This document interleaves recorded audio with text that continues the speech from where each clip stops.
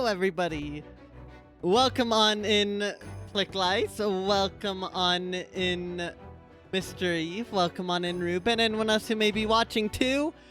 Great Ace Attorney. Hold on. The game thing. I need to get that set up because I forgot. There. It should appear now shortly. Perfect. There we go. The Great Ace Attorney Chronicles. Specifically, the Great Ace Attorney 2 Resolve. Last time we finally finished Case 3. It took us a total of like 16 freaking hours to get through, but we did it. Freaking did it. And we're finally ready to move on to Case number 4. Hopefully y'all are doing super well, because I certainly am. OBS was having some sort of stroke earlier during the starting soon stuff, but it seems to have figured itself out, so yay for that. Hey, the Chronicles of Narnia Ace Attorney Edition. So freaking true. Gosh, these really are just one massive freaking game, honestly. That's what I'm more learning. Now that we finally heard some new freaking courtroom music at the end of Case 3. And yeah, Cosmo's back. Yippee! It's got a 9. It's called a real Case 9.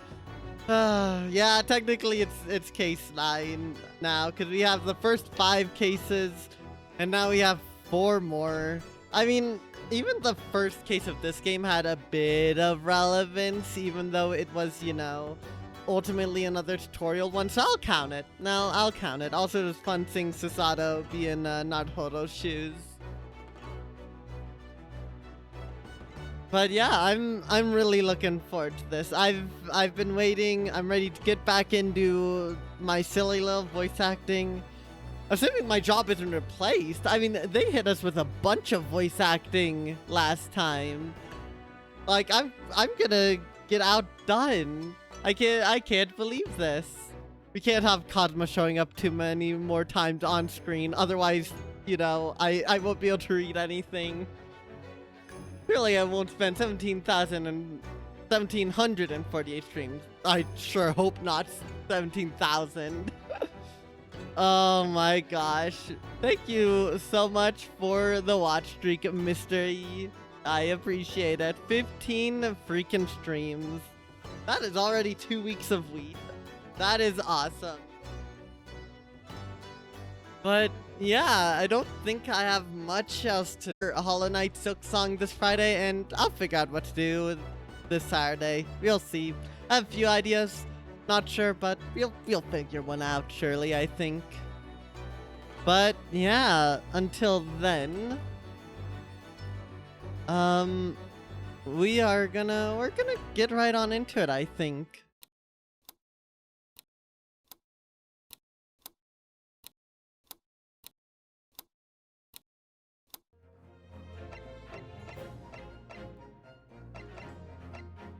Alright, select adventure.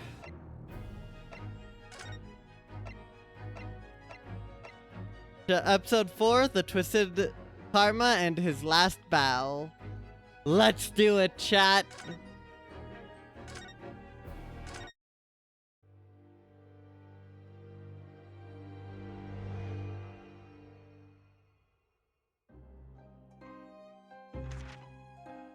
Pipe in hand, Sholmes looked down at the thick, rolling fog outside our window. I wonder exactly how many mysteries are out there, hidden within this bed of fog, he said. Indeed, a most bizarre incident, born of a curious advertisement. A hellhound's mad gallop through the shadows of a serial murder. An executed man's graveyard resurrection in the dead of night. And a commonplace killing in a small, forgotten room at the edge of town. There is, naturally, always another side to every case, of which most remain ignorant.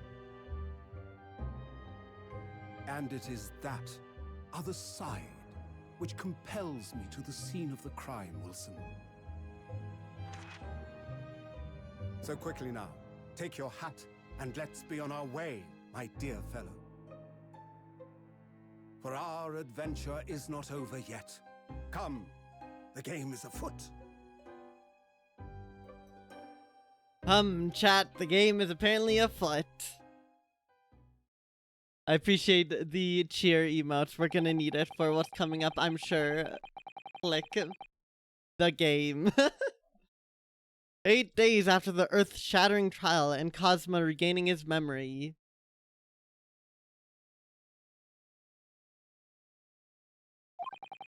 We were in the foyer of one of London's most luxurious hotels, the Great Waterloo Hotel. 1st of November, 10:24 a.m., Great Waterloo Hotel foyer. Professor Mikotoba is due to arrive at any moment. Yes, I'm so glad we got here in time. Sasan hasn't been the same since what happened. Not that I'm surprised. The truth about Cosmo-sama's father. You suppose my father knew? That he's actually the mass murderer of the professor, you mean? I knew that's what she was thinking about. There's good chance, I'd say. I mean, they did come here to London together 16 years ago, didn't they? Yes, that's true. Come think of it, didn't you say that Professor Mikotoba knew about Cosmo going missing in Hong Kong as well? That's right, but for some reason he wasn't at liberty to talk to me about it. That probably means he knows then about Cosmo showing up here in London with amnesia and that he'd regained his memory now. Ah, there she is. Father!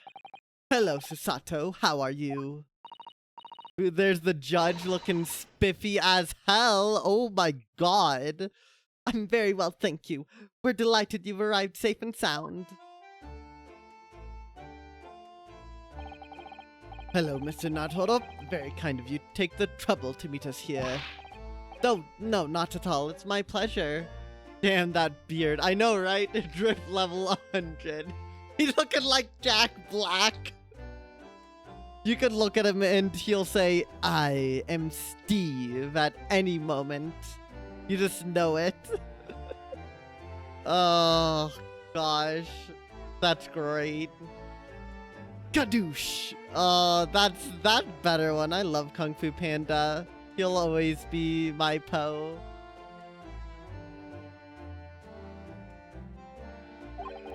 We've heard all about your extraordinary exploits here in London, you know. The news has crossed the seas. It has? I always look forward to reading the monthly reports that arrive with the steamship from Britain. Oh, I see. Well, thank you very much. I was gonna try and win over a princess. Oh my god. This dude is freaking, he's set. I don't know what he's gonna do here, but it's gonna be an awesome time. I hope we get double teamed. We get both judges in one trial. And they're fighting for who gets to slam the gravel down. That would be great. Who is this man, and why do I feel as though I've seen him before? Even Naruto doesn't even recognize him. I take it from your expression that you can't quite place me. In that case, how about a little reminder, Seishiro? A firm tap should do it. Yes. A firm tap? What? Here we go then. I hereby pronounce the defendant, Ryunosuke Naruto, guilty. Ah. Oh! Here.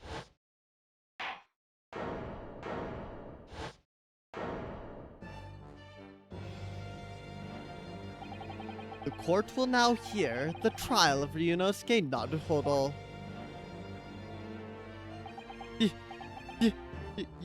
Your Excellency! Hello, Judge Jigoku. How are you? It's been a long time. Despite I recognized him instantly. It took me a moment, but then I remembered that they mentioned the judge was coming along, and then it clicked. Because I was like, who else? Who is that? Oh my gosh. A bit of foreknowledge that Ryunosuke did not have, unfortunately. Good, you've remembered now. That really did the trick. Guilty! Only I declared not guilty, wasn't I? There's no laughing at the time. Oh, London again after all this time. Hard to believe it's been 10 years. Honest, I never thought I'd be back. Neither did I. I didn't imagine Japan would ever be invited to an international symposium like this. Though, really, I doubt anyone did, to be honest. It's all thanks to you, isn't it, Seishiro? What are you talking about, Jujin, or Yujin? Of course, Judge Jigoku, he must complete the set. I love how Judge is like, my job is part of who I am. He embraces it. And he is not afraid to swing that gravel around. Honestly, I respect it. He's the other man who 16 years ago came to London with Cosmo's father and Professor Mikotoba. He's the third visiting scholar. Wow. That is one heck of a freaking group to have. Mostly because one of them's a murderer, a serial killer, but you know, still. Well, all those passport checks and luggage searches at the border took a rather long time. I must say, I'm very envious of your ministerial status. You didn't have to go through any of that, did you? I knew you were jealous. Ha ha ha ha ha! Sorry? Ministerial status? Yes, didn't you know? Seishiro here is also Japan's Minister of Foreign Affairs. It was his personal insistence that allowed you to take Cosmo's place here on this study tour. Really? Okay. Jigoku might actually be the GOAT for that. Minor factor. Just a little. Yep, I do know that already, but thanks for stopping on by. I appreciate it, and have a good day. Yeah, serial killer, serial judge, and serious Mikotoba. Oh my gosh, I love that. And yeah, this dude, serial judge, is not an inaccurate way to describe him. He lives and breathes the damn gravel. Until he's out of office, then I guess where his clothes, he goes all out. I'm still shocked at how jazzy he looks.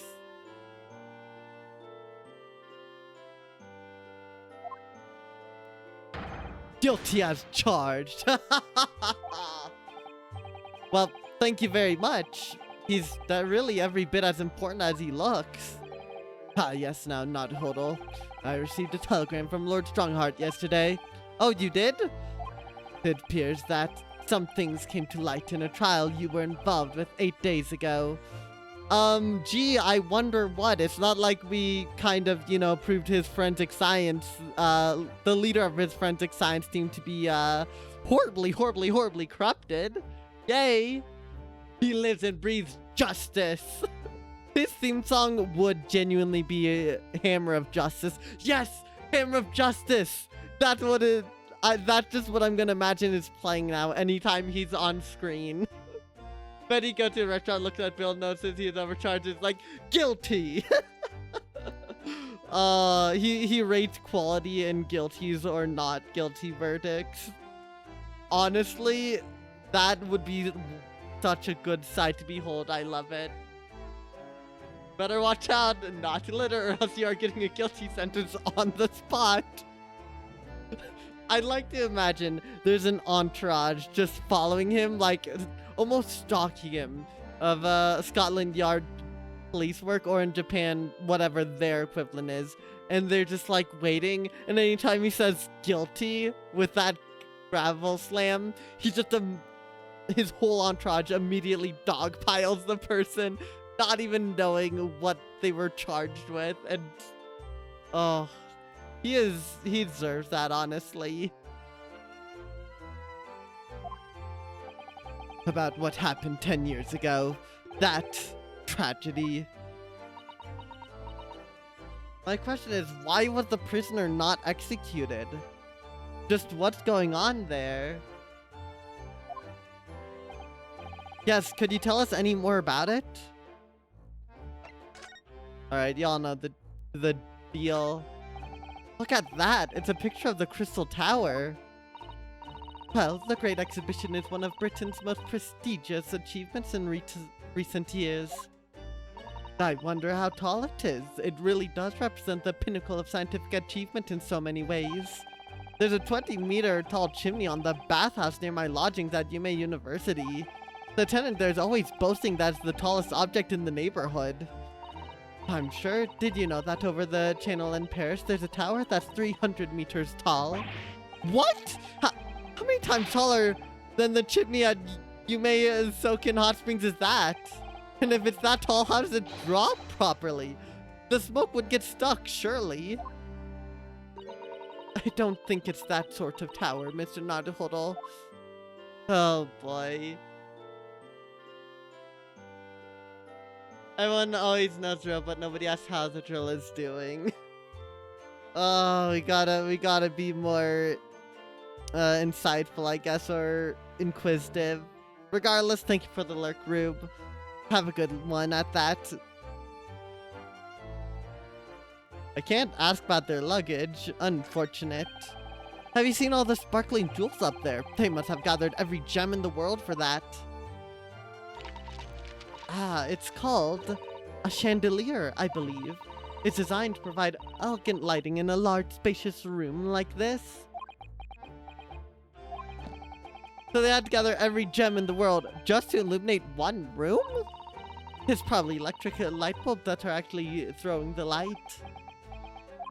If I tried to hang something like that from the ceiling in the office, it would be scraping on the floor. I think perhaps chandeliers aren't for you, Mr. Naruhodo.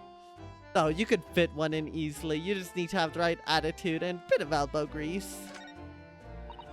That desk is known as the hotel reception. Anyone wanting to spend the night has to report there to sign in for their stay. Oh, so do you think that's the head clerk behind the desk over there? Yes, I'm sure it must be. I'd love to stay in a grand hotel like this for a little while, wouldn't you? Just to know what it's like? If the hotel fee was paid through our stipend, I'm afraid it might bankrupt our homeland. True, London gives the word expensive a whole new meaning. That is a massive freaking bouquet of flowers. What the hell? Look at those cases just left there on that trolley. Aren't they worried about thieves? I know I am. Haven't you seen the porter over there? Don't worry, he's obviously keeping an eye on everything. Ah, so it's a trap designed to catch any chancers who might be tempted. Oh my god, it's you again. Why did the porter give me such a scathing look just now, do you suppose? Well, some might say you look a little suspicious with your jet black clothes. What is so suspicious about his jet black clothes? Stop bullying him and his fashion choice. Not everyone clad in black is some sort of ninja with intent to steal, you know.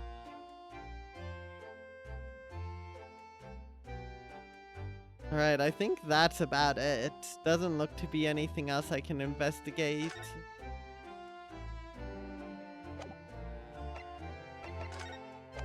Do we still have the badge? Oh, game, come on. There we go, finally. Yay, we do. Professor Mikotoba, I wonder, could I show you something? Why, do you seem so nervous? I suppose because I'm a student showing something to a professor. That's always quite nerve-wracking. Well, I'm sorry I perturb you in that way, but anyway, I'm afraid I have nothing useful to say about that, really. How? It's Cosmo's armband. The one and only. Black clothes are your entire flow. You take offense to this. You and Naruto gotta team up against all the haters. Your journey from Japan. So, how was the voyage here? Well, 50 days at sea is a long time by anyone's standards. But it wasn't as bad when we first came 16 years ago. No, that's true. Then I truly wondered if we wouldn't be drifting in the vast ocean for the rest of our lives. This time we followed the same route as you, so we were able to relax and enjoy the experience. Ah, so you stopped in France's beautiful capital, Paris? We did, yes, though only for one night. And yesterday evening we left the port of Dunkirk for Dover. I just got reminded that we're gonna lose Gregson. No, Gregson, my goat. Just in time for the symposium, in fact. It starts tomorrow. It's wonderful that you were invited to attend such an important international event. I'm very proud of you, Father. Thanks to Seishiro here. 16 years ago, he managed to ingratiate himself with Britain's Attorney General. I'm sure that's why he was invited, and I suppose you could say I'm something of an appendage by default. Speak for yourself, Eugen. You were close friends with a professor of forensic science at a major hospital. Yes, well, I'd rather not dredge all that up, really. No, there's been a lot of water under the bridge since then, but it doesn't bring him back. Oh, Wilson. Cosmo's father, I suppose. Oh, not him. Okay. Yeah, that makes more sense. Cosmo's father. The professor. The killer who took the lives of 5 members of the British aristocracy was actually Cosmo's father, wasn't he? Wait.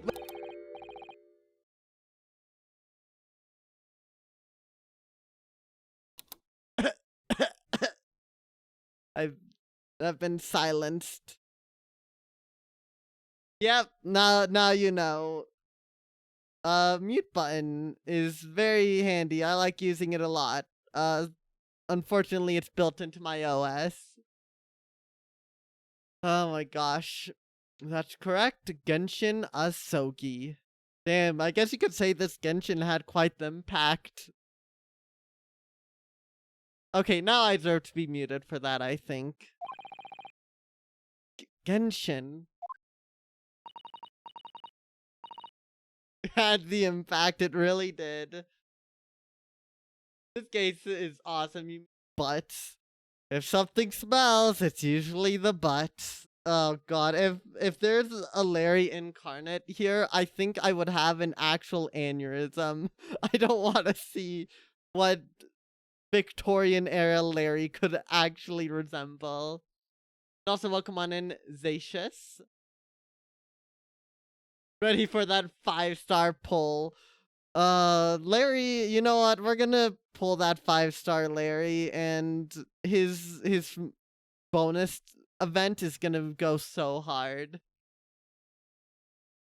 It's definitely Natsume, the Larry incarnate. Okay, Natsume I could see being basically the Larry equivalent with how over dramatic he is. I did also miss Natsume. But we'll just have to see. You knew, I presume, Father. Yes, he was a close friend at the time. Welcome on in, Fire. Enjoy your bread. Genshin came to Britain as a police detective who was studying investigative techniques at Scotland Yard. I've never understood what drove the man to commit such a heinous act.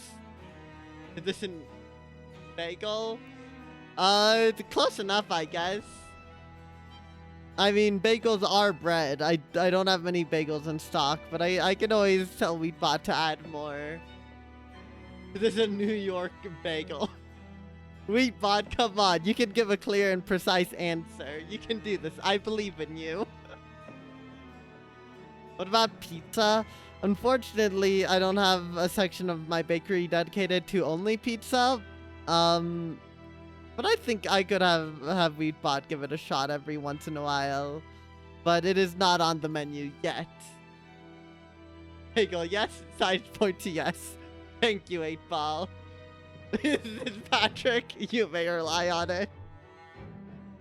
Wheatbot, I didn't know your name was Patrick. I'm learning all new things here today. I never understood what drove the man to commit such heinous acts. It was a closed trial, so the public never even knew the truth, and he was executed with little ado. This day, very few people know what really happened, even in our homeland. But what about Cosima? Did he know? Did he know the truth about his father? No, of course not. He was told his father passed from sickness. However, I expect he may have had his doubts. Oh, why? You thought this was the Krusty Krab? Oh, Weedbot, what have you been saying? That Big Bang Burger. Oh no, I can already hear the palace music kicking up. Okay, on that note, I feel like Mr. Krabs would have a palace. It'd basically be the Kanashiro Palace, but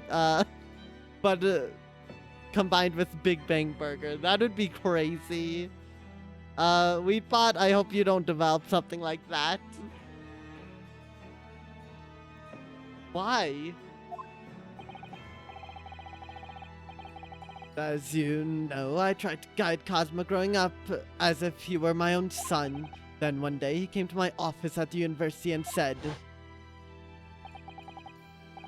I've decided I want to travel to Great Britain and study there. Do you think he wanted to come here to investigate his father's death? I don't know, but when I looked into his eyes, I did know that there's no way I'd be able to stop him. Something else came to light in that trial the other day, actually. Oh, what?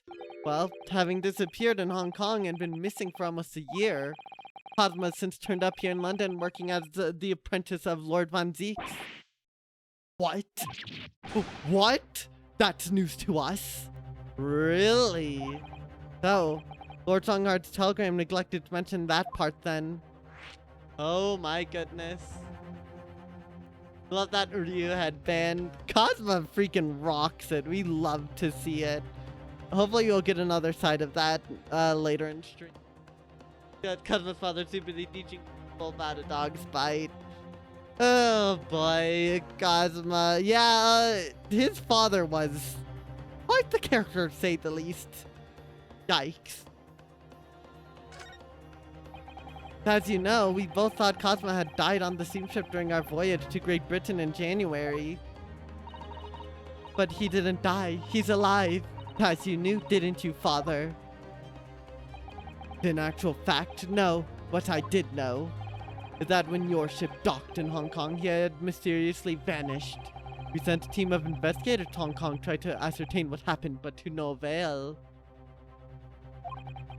But he's still alive, and here in London, you say? I never dared even to dream of it. Why on earth did the young man not make contact? The government and the police have been chasing clues fruitlessly for months now. Well, it seems that he was suffering from amnesia. What? Amnesia?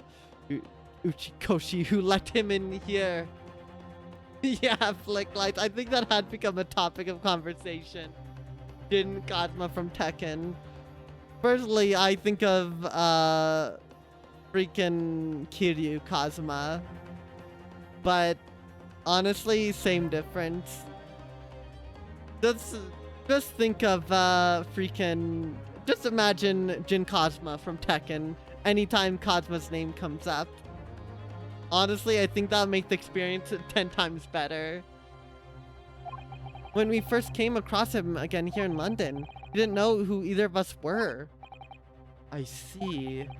He only regained his memory 8 days ago. This is unbelievable. Yes, it's quite miraculous. No wonder my Lord Strongheart didn't let us know. I must speak with him urgently. Don't worry, Lord Strongheart has already put Cosmo down again. He's like, we're supposed to live, get back down now. That's exactly what you're thinking. Gonna dispense justice with his fist and throw the prosecutor into a volcano. Oh my god. You know, Reaper of the Bailey, get out of here. You know, with all that humdrum and superstition about everyone dying. Nah, Cosmo's gonna take matters into his own hands. If there's a guilty verdict, he's doing the execution himself. With his own hands. I wonder how Cosmo's been these past few days. Would it be wrong of us to go and visit him? Your time in Britain. That began 16 years ago now. It's a distant memory, really. It was Eugen here, Genshin, Asogi, and myself. We were the original three. The first judicial scholars from Japan to travel overseas to study. Ocean voyages were not what they are today, I can tell you. 16 years ago, things were tough for their generation. Your father was an exceptionally fine medical student at Yume University at the time, you know, young lady. Yes, grandmother told me. He went to do research at a great London hospital to study autopsy. Practically unheard of in Japan. Yes, it was an eerie place, sandwiched between the back of a prison and a burial ground. Oh, not more talk of graves. Very often, there's no one willing to deal with bodies following autopsy work. So you see, autopsy labs have something of an unavoidable relationship with graveyards and prisons. Not my cup of tea at all. You remember that Scottish prison governor? Caden, his name was. He was a good man. Yes, but then of course, in our 6th year here, everything changed with that dreadful case. When Genshin was arrested for a series of the most gruesome murders. I simply couldn't believe it. I'd known the man for years. I was a witness at the secret hearing and I tried to speak in his defense, but you went a little too far and ended up facing charges yourself, didn't you? Damn. He really is justice incarnate. Well, if I say that after that trial, we were sent back to Japan. There's nothing more than we could do to save Genshin. He was a lost cause, sadly.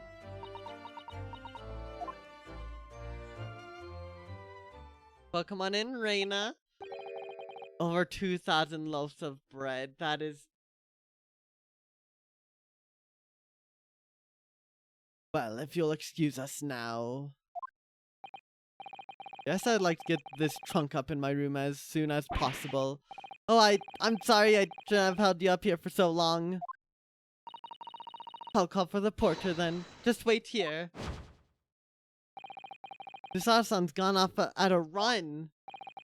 I'd like to stay and talk more, but I do have various preparations to make for tomorrow.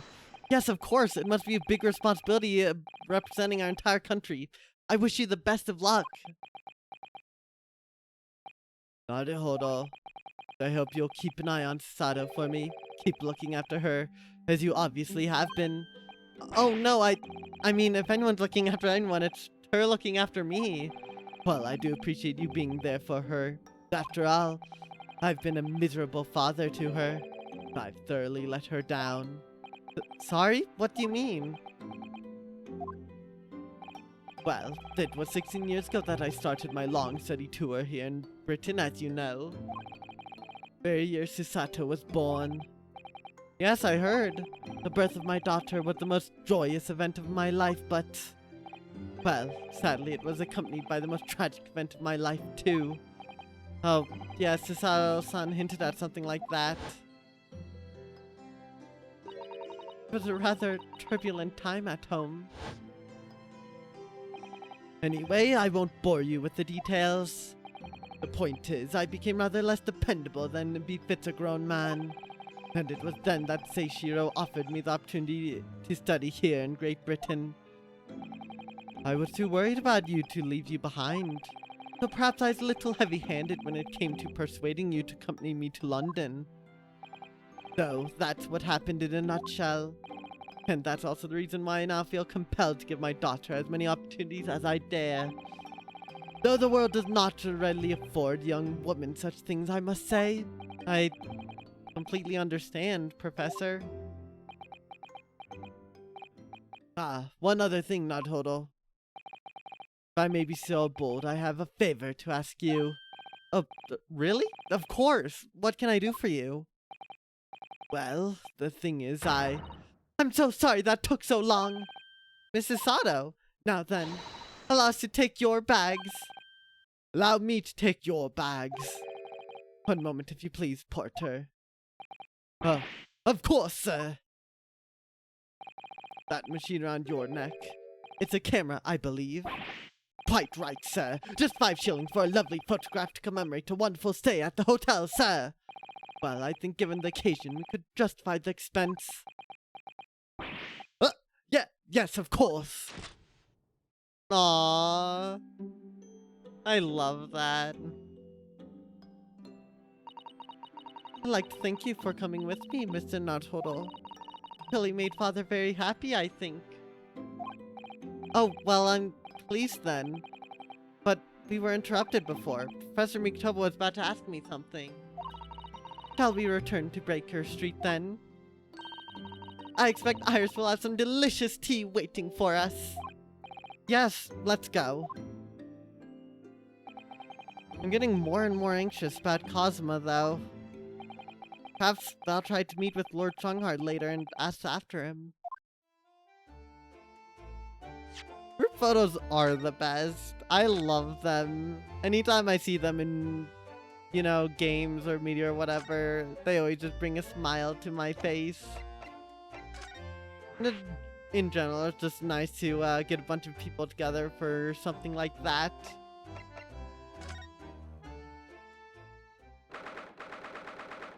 First of November, Naruto's legal consultancy.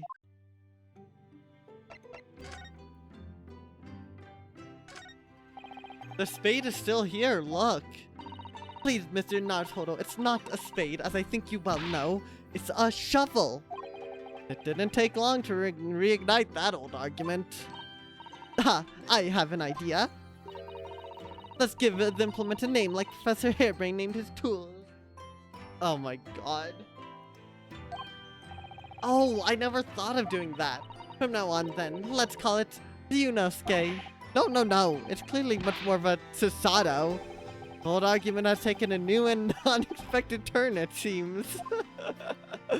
Oh, I love it. That Dharma doll is still winking at me, look.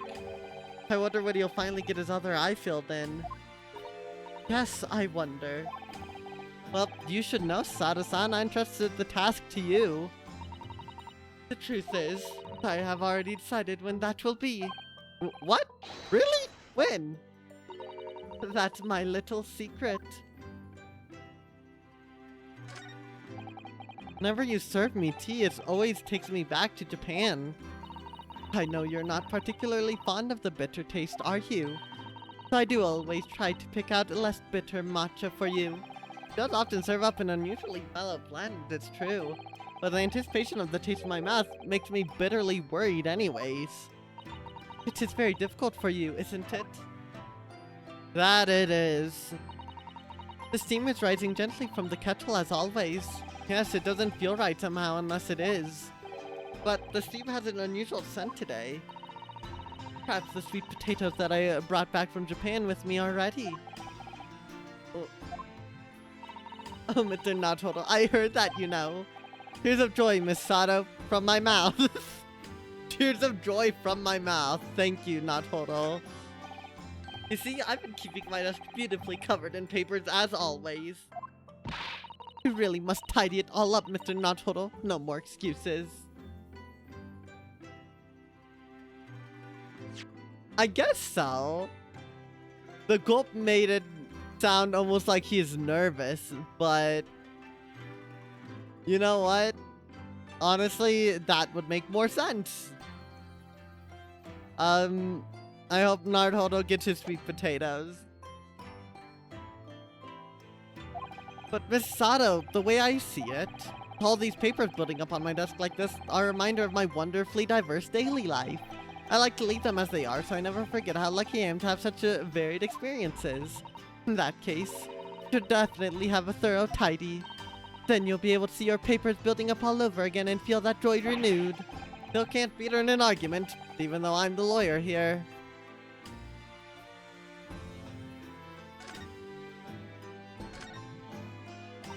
My desk is just as it was before I left. Give me ink and a calligraphy brush, even though we're in England now. That struck me as typically you, Mrs. Sato, and typically not you at the same time. Well, I do enjoy all the wonderful new things come out of the West in the Cultural Revolution, of course. But I'm not ready to give up my brush just yet. Anyway, Tasan can write more neatly with brush than most people can with a pen. Practice makes perfect, as they say. The room across the hall is undisturbed, of course. I don't suppose I'd be permitted to see inside now that you're back, though, would I? You know very well that only Iris is allowed inside. Yes, I heard you two giggling together in there again last night. You can visit Mr. Schultz in his room, Mr. Nanthodel. Last time I did that, he tried to convince me to drink some strange concoction he'd mixed up. And we never trust the Schultz there. Oh, the sea life seems very content in there, I must say. I've noticed something recently, actually. The anemones breed at at a most extraordinary rate. Oh, really? It's a mystery why the whole seabed isn't buried in a mountain of them, actually. Oh, how splendid. That really is a mystery, isn't it?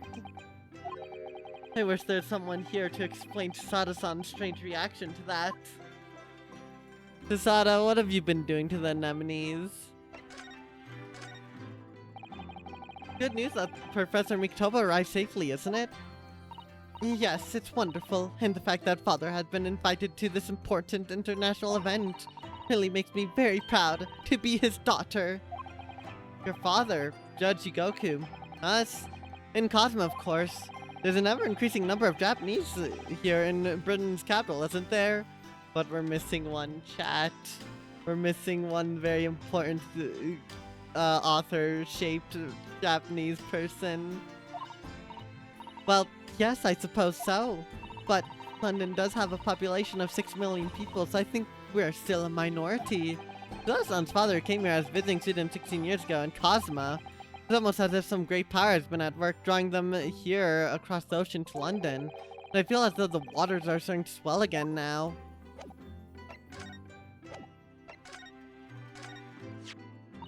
I stayed up late to mend that for you the other day, Mr. Nanthodel. Thank you. You did a really seamless job. You're very welcome. It's all in a day's work for you, judicial assistant. The only thing is, I accidentally dropped it into the Thames yesterday and now it rather smells. Then take better care of it, please. It was all going so well until I ruined it.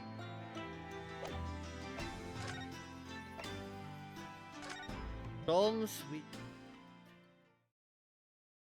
What's that newspaper doing there? The 1st of November, Shom Sweet. I don't even know what the hell that's meant to be.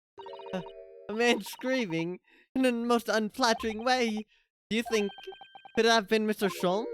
Oh my, I do hope not. I don't do it anymore. Who the hell are these two? Well, me. Stop these disgraceful displays. Who are these people? Look at their hair, it's bright red. I think they must be clients of Mr. Sholmes. Right, you two, you're coming with me now, down to the clink. No, not prison. It is dark and damp and I don't like it. Wolf, the darkness is my friend. I'm not scared. But you're always scared of the dark. Shut your mouth, you idiot. I will sit quietly in the dark and plan our next daring heist. I don't like this. I don't like it. Well, Top, we'll finish this down at the yard. Now get moving. Oh god, I'm already having juggle so many accents. Anything but prison. Sounds like they wanted to break in and steal stuff. Who knows what. Probably the... Traffic... something. I don't remember the violin name anymore, but the violin surely. They can go steal, I don't know, something from prison, the shackles or whatever. Bye then, Ginny. Have fun. Well, yeah, thanks, Iris, and thanks, you great detective. A mask? There's... Huh. Tina makes a fine detective herself, doesn't she? Oh, Susie and Bruno. Hello, Iris. We're home. Well, did you find your daddy? Yes, we arrived at the hotel just before he and his friend. Oh, well, that's great news. I hope I'll get to see my daddy again soon. Ooh. Yes, of course. Dr. John H. Wilson. Oh no, I think it's time for Sholmes' chat. So, Iris, all that remains now is the greatest problem of problems known to man.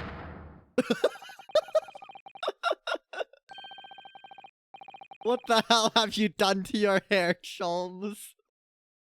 But before we can concern ourselves with that, I believe some tea is in order, don't you, my dear fellows?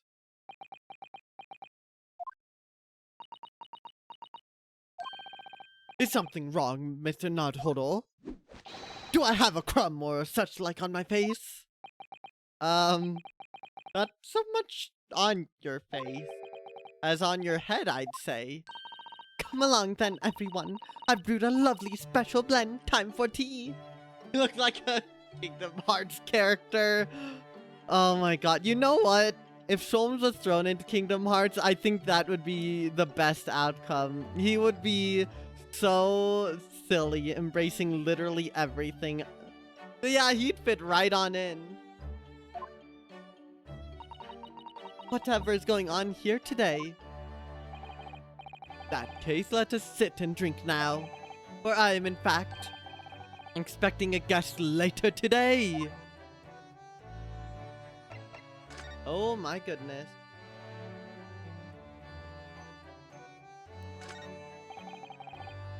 I do like this fireplace. It's one of the best things that I've seen since we arrived in the country, in fact. Although, I do yearn for Japanese kotatsu. Putting your legs under a warm blanket table is so comforting. Be careful, Mr. Nodhoro. Don't mistakenly put your feet into the fire, will you? You suffer terrible burns, you know. I worry sometimes about how Sada-san sees.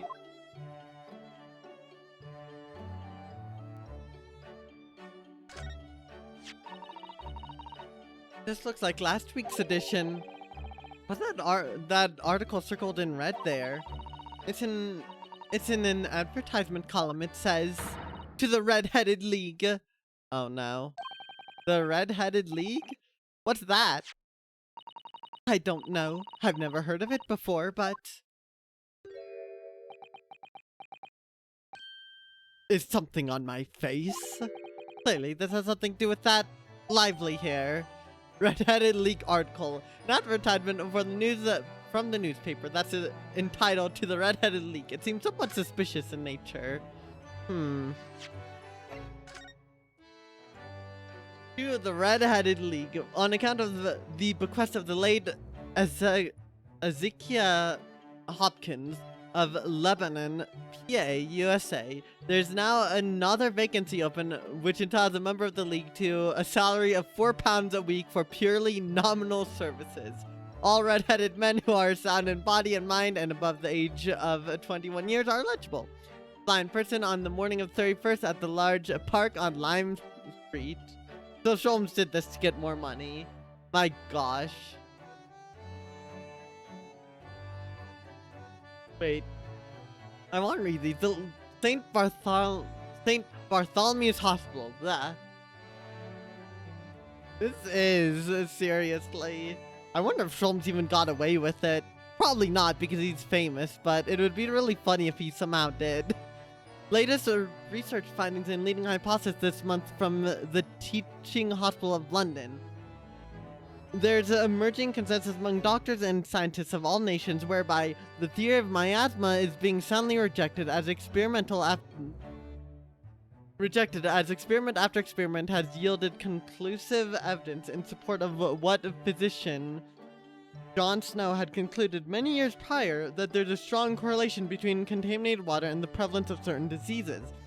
In fact, the latest news to arrive from the continent is consistent with our own research into the so-called germ theory, by which minuscule microorganisms are the actual cause of a great many illnesses.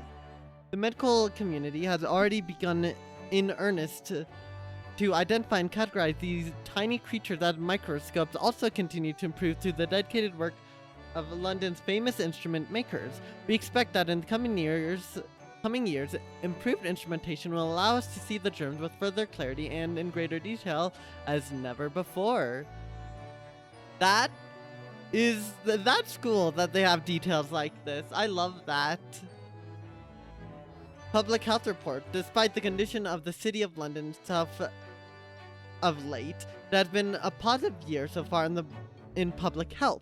There have been fewer cases of consumption reported when compared to this time last year, and smallpox is at an all-time low, thanks to the vaccinations offered at the smallpox and fever hospitals throughout the various parts of London. Doctors, however, warned that there appears to be the beginning of yet another cholera epidemic on the horizon. Although the cause of such outbreaks remains unclear, the public is strongly advised to drink only water which has previously been boiled. And retrospective, truly more than any other nation, Britain has been as successful in its endeavors, thanks in part to the generosity of its many investors and its long and illustrious tradition of fostering inquiries into the sciences. Lest it be forgotten, she's the nation that gave to the world the genius of Sir Isaac Newton. However, there's one other factor at work, the shifting field of economics throughout. Despite the fact that Adam Smith's magnum opus, The Wealth of Nations, was published in 1776, the doctrine of laissez-faire has only begun to truly take root in the last few decades. It remains to be seen just how influential and enduring his ideas will prove. Wow. So many freaking news bits. I love it. Wait, also, I need to say this. Chat, is it weird that this reminds me of Mr. Bean? This side shot. Like, I feel like that's Mr. Bean. Am I insane for that? I don't think I'm insane for that.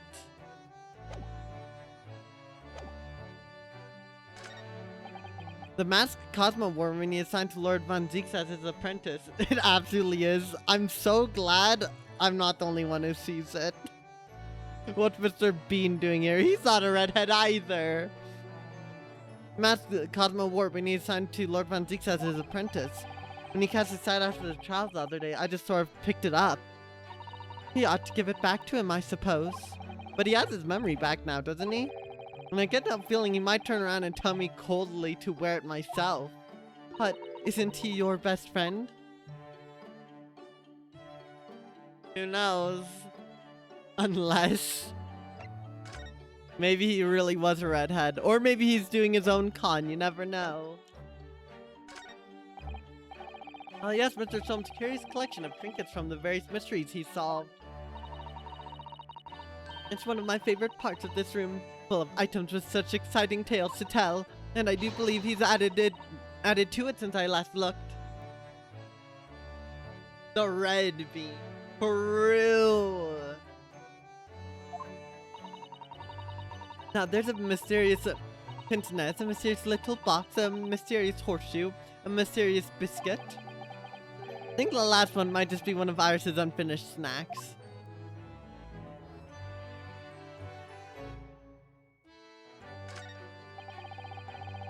All sorts on these shelves. Chemistry apparatus, books, papers, and lots of things I've never seen before.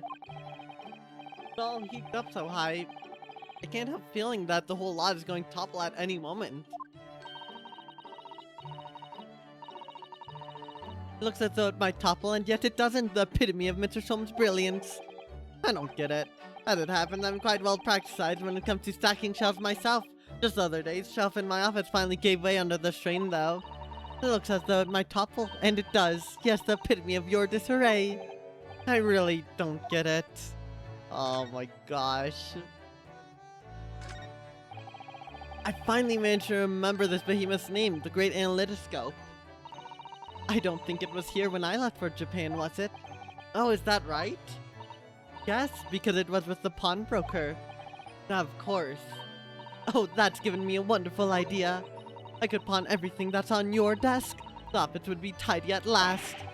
Don't even joke about it, Mrs. Sato. You are joking, aren't you?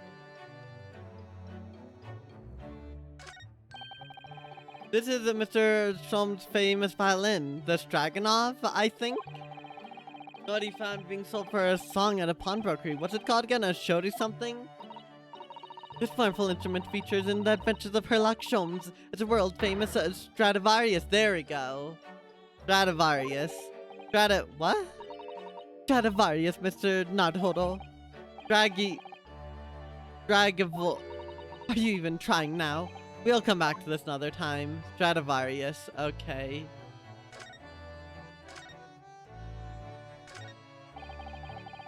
As his pretty little tea set is sat out as beautifully as ever. Look.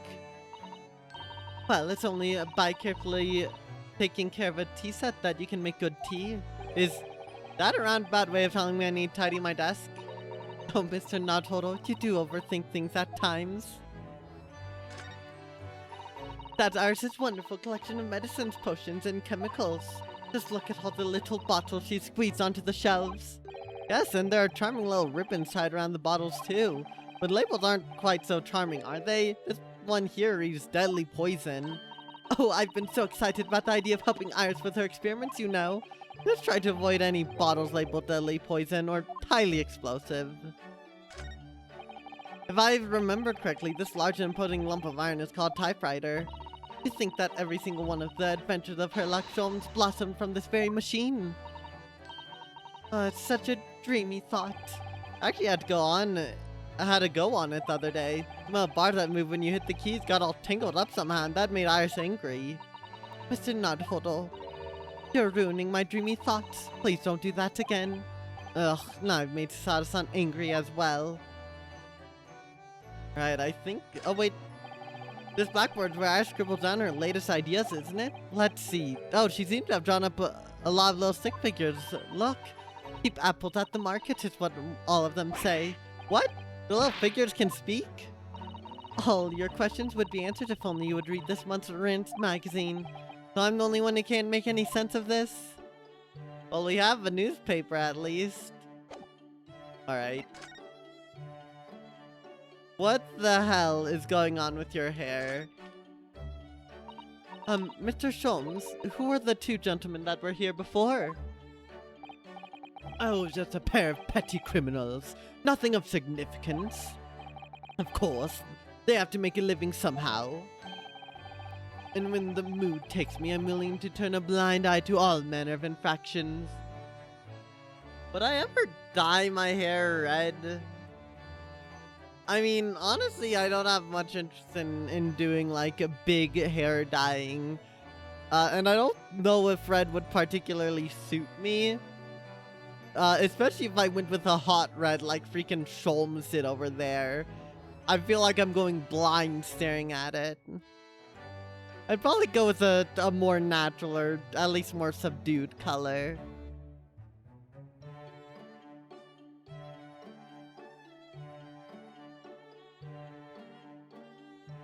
Yes, Panquill.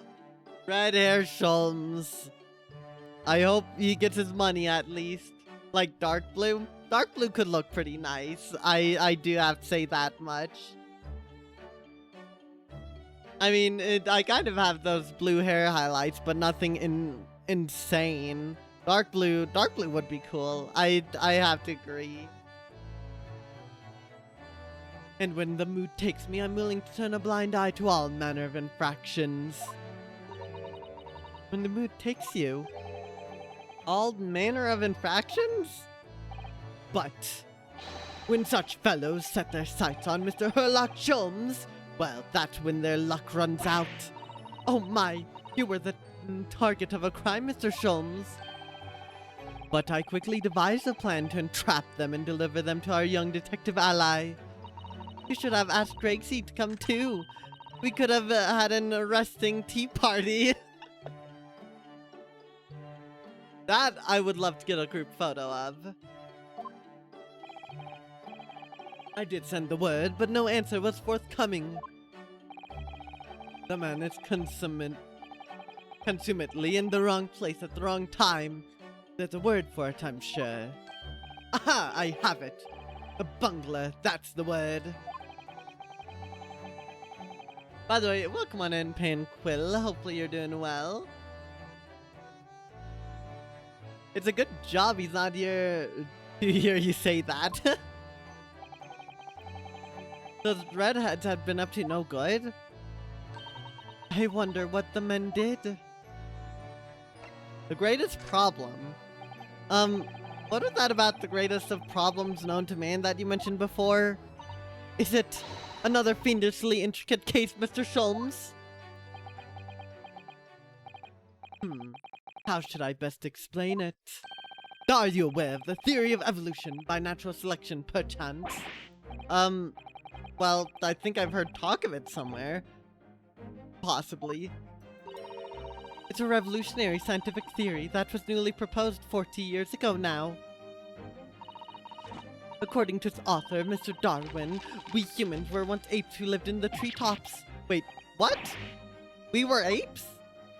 Indeed, and from the very moment those apes descended from the canopy to live as humans, it has been our lot to be at the mercy of the greatest problem known to man. Back problems? Our lot?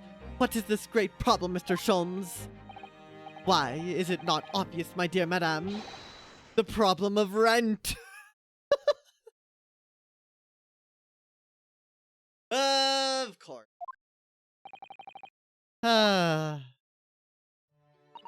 But did you not receive a rather large sum of money from Madame Tespaz only the other day?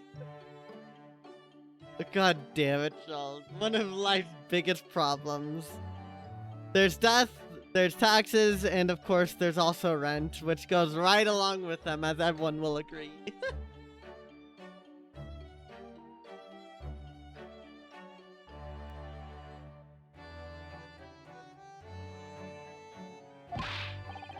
A large sum?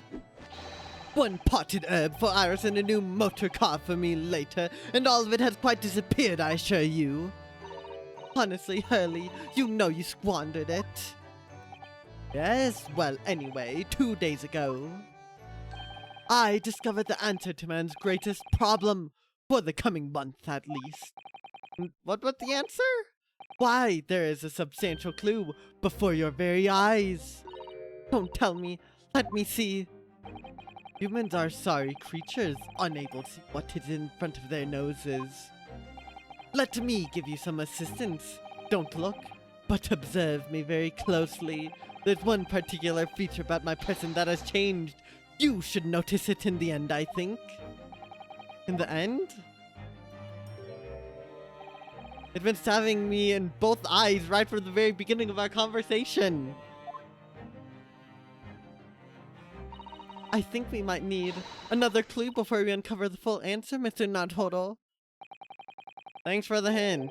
I'll be tearing my hair out if this charade goes on much longer. I guess we'll have to show him the newspaper. Mr. Sholmes, isn't it about time you told us the truth? Just over a week ago, you said to us,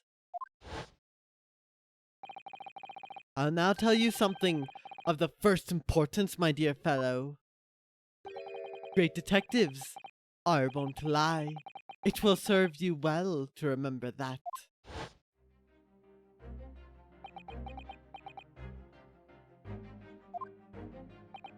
That case aboard the SS Budia in January, Cosmo wasn't killed, and you knew he wasn't dead all the time.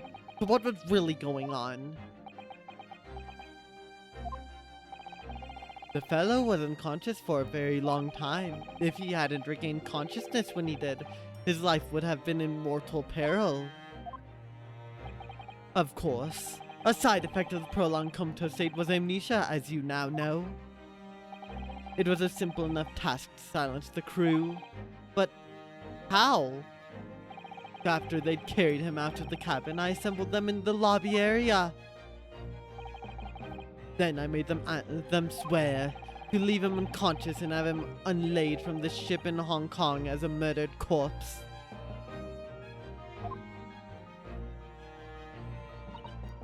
Oh, how horrible. It was necessary to find some material with which to persuade the crewmen to keep their word, of course. But why? Why do it in the first place? I will be at liberty to elaborate in due course. But for the time being, I would like to reassure you. I didn't foresee subsequent events. What events? His disappearance in Hong Kong. I believe I must have made a gross error of judgment. Mr. Sholmes.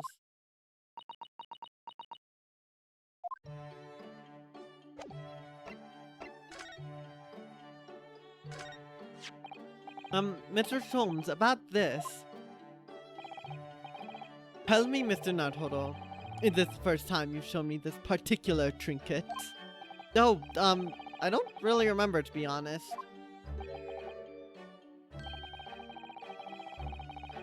If my saying that it is a collar for a breed of miniature canine with a particularly long neck were to precipitate a "here we go again" from your lips, we could be sure it was not the first time. I forgot. Deduction, you see, my dear fellow. Deduction. You know what? Touche.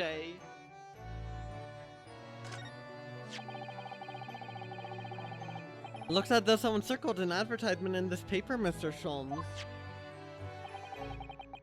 The Red-Headed League, Does that strike you in some way? I was thinking that just maybe it might be related to your bright red hair. This man is a natural.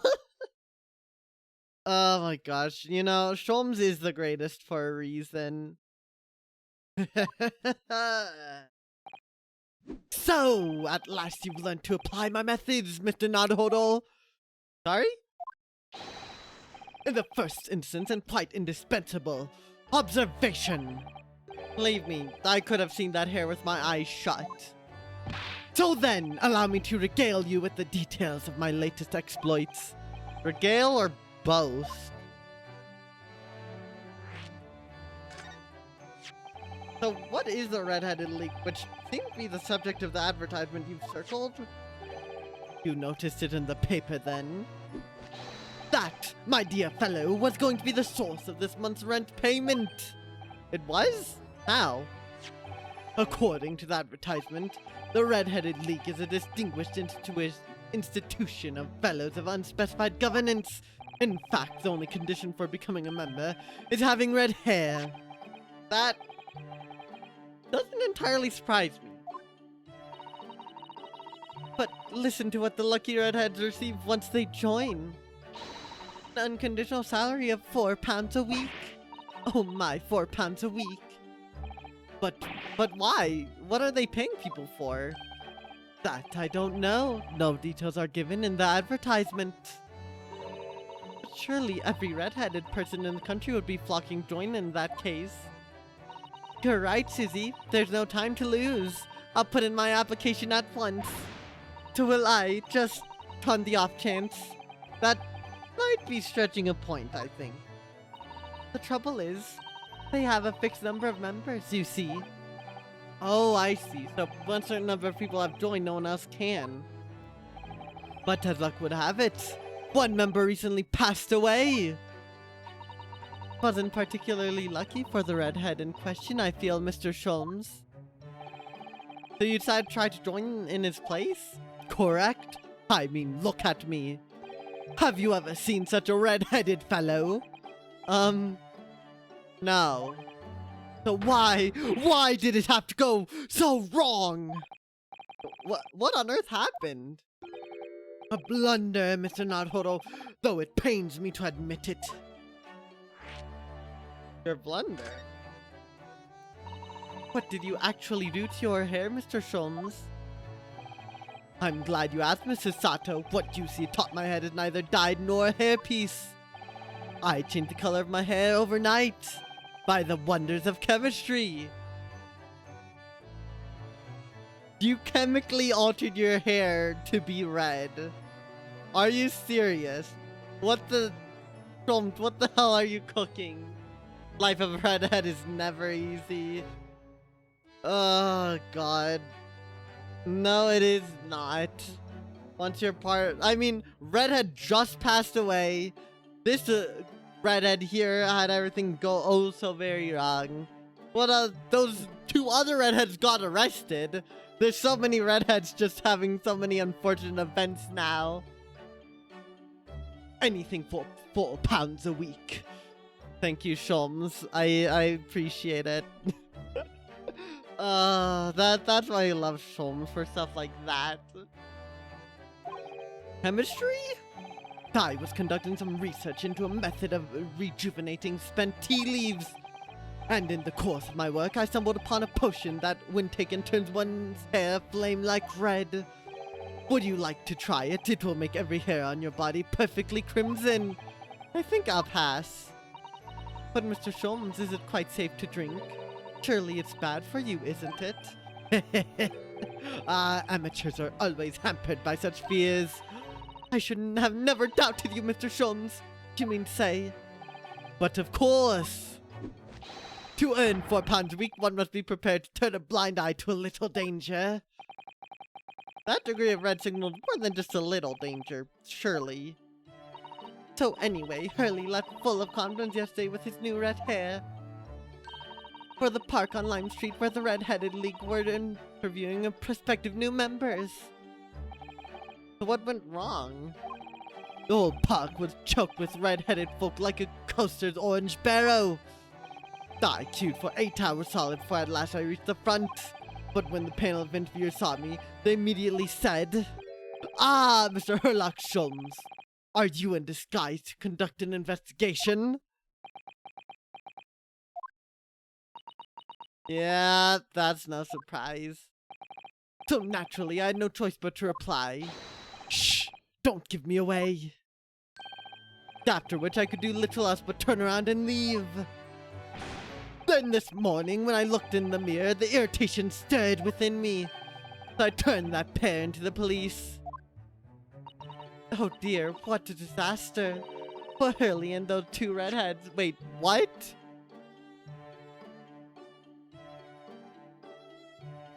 Okay, no, so they were thieving. They were thieving, and he's too pissed to let them go. Okay. The curse of being recognizable. Honestly, I would have been more shocked if he got away with it, just because, again, that famous book series. At the very least, Scotland Yard would probably shut him down pretty quickly.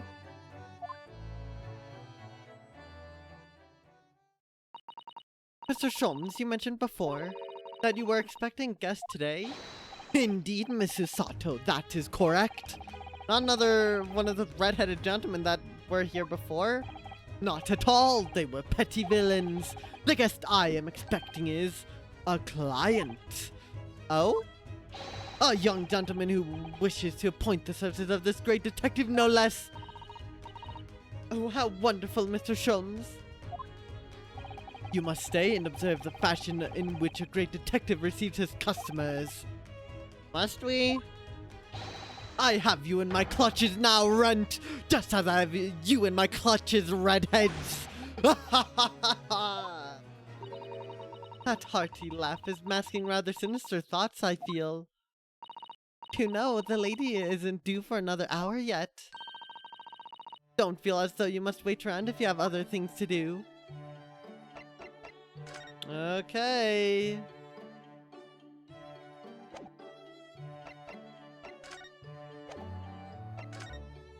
Guess we're off to Lord Chief Justice Strongheart's office. Hello, Von Zeeks. 1st of November, British Supreme Court, Lord Chief Justice's office. Here's the final draft of the... Oh wait, here's the final draft of the opening address for tomorrow's proceedings. I've supplemented your original with the figures you asked for from the yard. I see. Excellent work. Thank you. You're welcome, my lord. Lord Von Zeke's doing here? Hi, there seems to be an awful lot of tension in the air, wouldn't you say? This place is stifling enough as it is. We really don't need any more tension.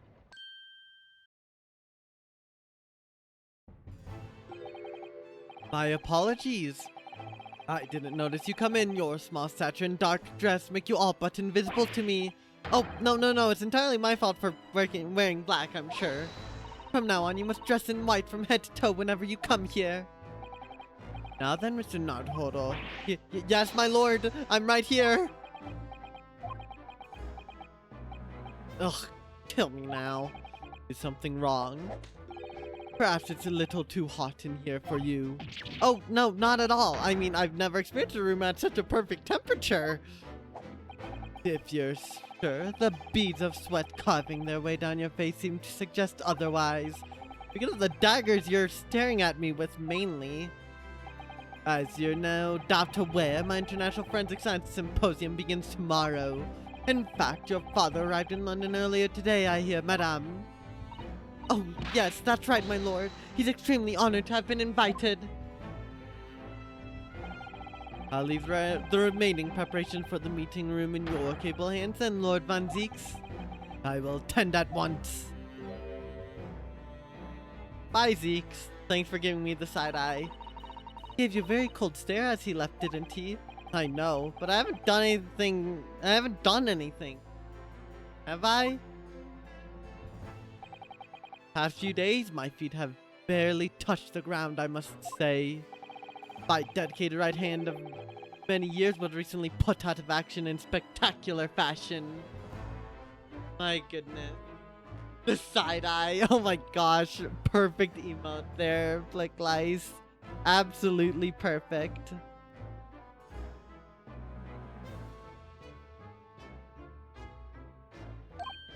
Oh, I'm sorry to hear that.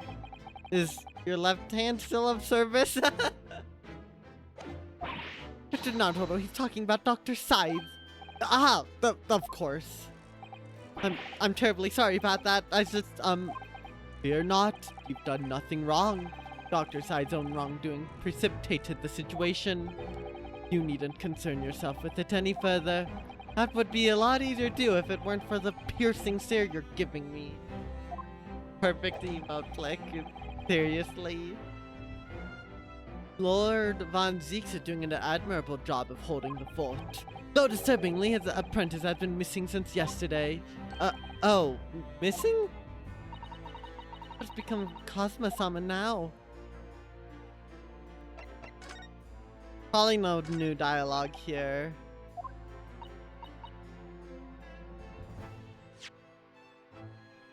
However, the enormous clock is diligently maintaining its rhythmical tick-tock today. Watching machinery at work can be quite mesmerizing, can't it? Ironically, you can completely forget the time. What I particularly enjoy is watching the enormous wheels of a steam locomotive turning. When I was a little girl, grandmother often used to take me to watch the railway engines, you know.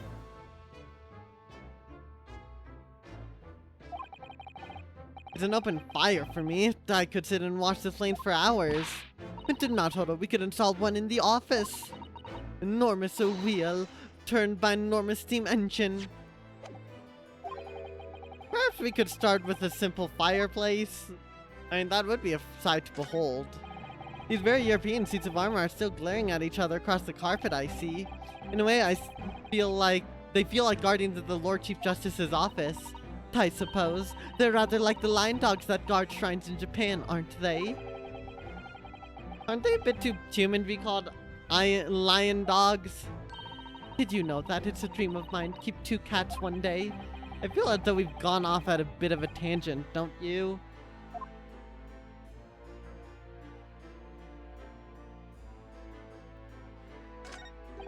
You couldn't read all of these books even... Okay, we have definitely seen all of these.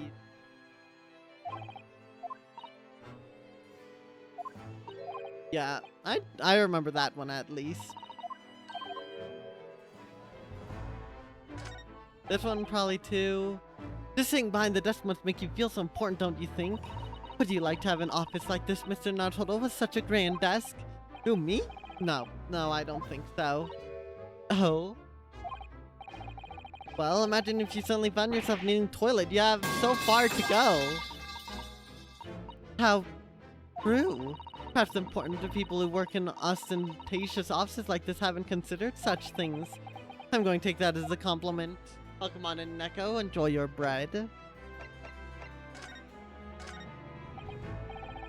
Okay. I think this dialogue's gonna be the same. Yeah.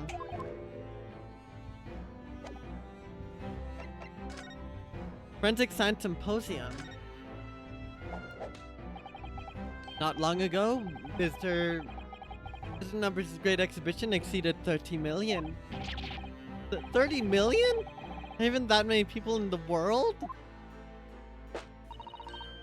As a comparison, Mr. Naruto, the population of Imperial Capital Tokyo is 2 million. I'll be opening the International Forensic Science Symposium in the exhibition's main auditorium. This event has been 2 years in the making. 2 years of preparations and negotiations with other countries. Sounds like a tremendous achievement. Congratulations. The 20th century will see the wholesale adoption of forensic investigation techniques. And cooperation between policing organizations around the globe will be essential. What's the character cap again? For the text thing, the make yourself known, 255 characters. Which is why.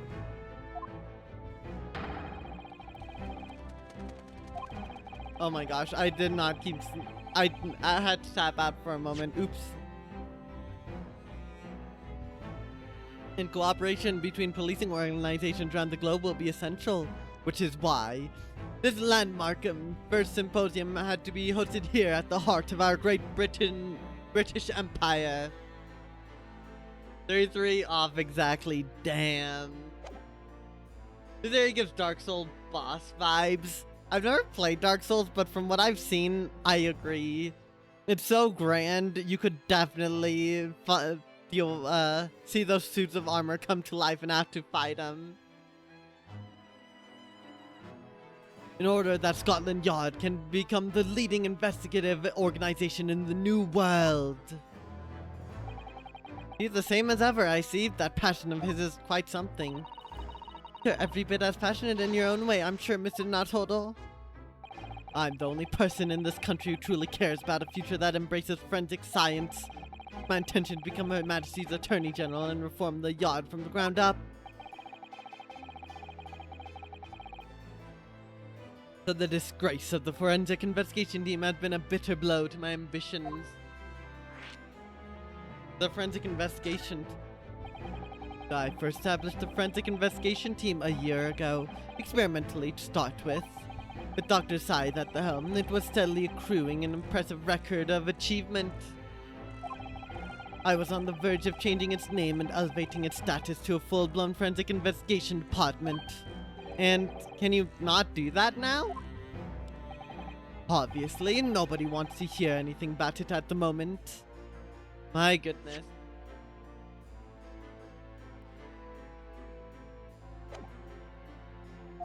Even I can't keep the story out of the papers.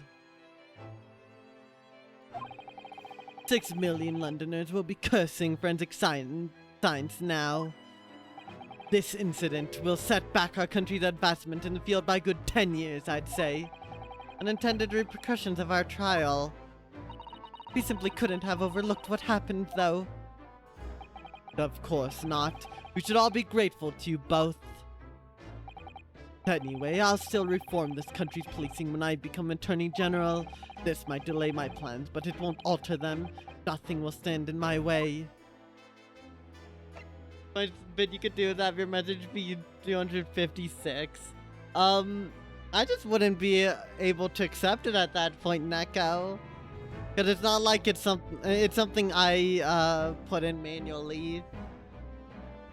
But it would be pretty funny.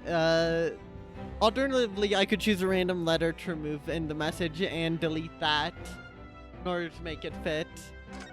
Missing apprentice. About Lord Von Zeke's apprentice. Ah, yes, that came as a surprise to me. I'm really feeling it. I must say, that you and he are old friends.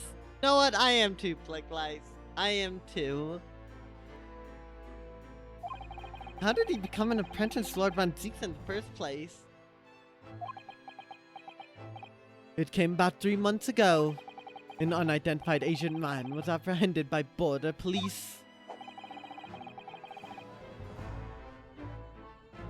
They found him hiding aboard a large goods vessel. Oh my god, the booty shake. That is brilliant. I love it.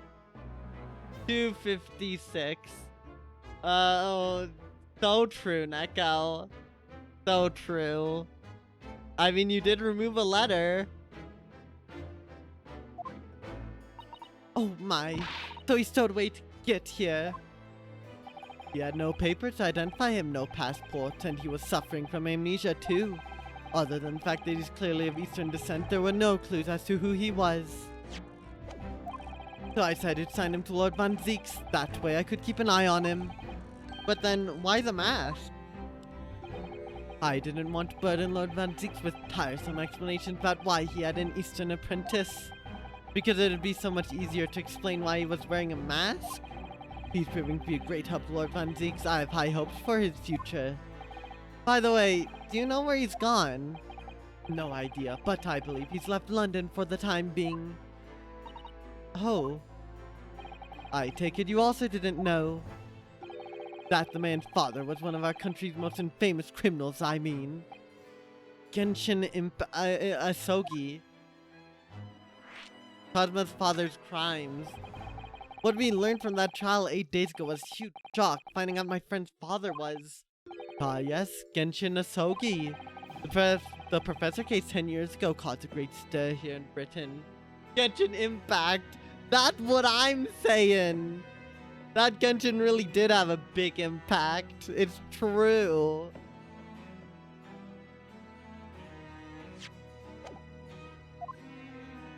They were such awful murders and unprecedented, using a ferocious dog as a murder weapon.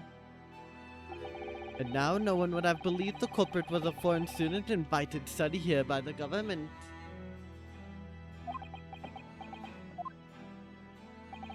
So the true identity of the killer couldn't be made public then, and can't be made public now. Nobody in your country knows it was him, and neither do the citizens of London. The main motivation was to avoid aggravating relations between our two nations at the time, I understand. Correct. However, it has to be noted that there were some supporters of the professor's apparent cause. What? Supporters of a mass murderer? Cosmo's father's crimes was forcing his son to enter tournament to fight people. I don't know Genshin Impact lore, but honestly, I'd believe it.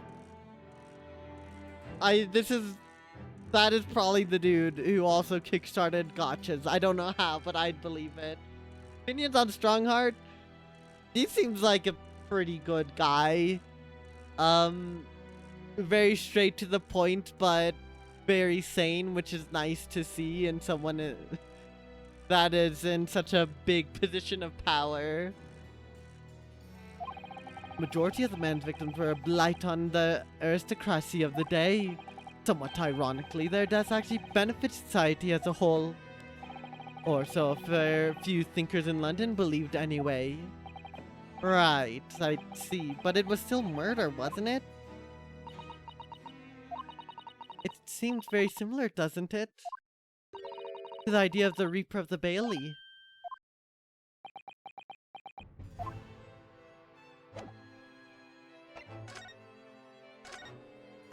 Von Zeke's?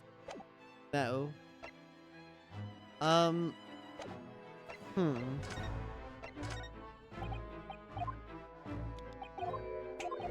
That's it, I guess.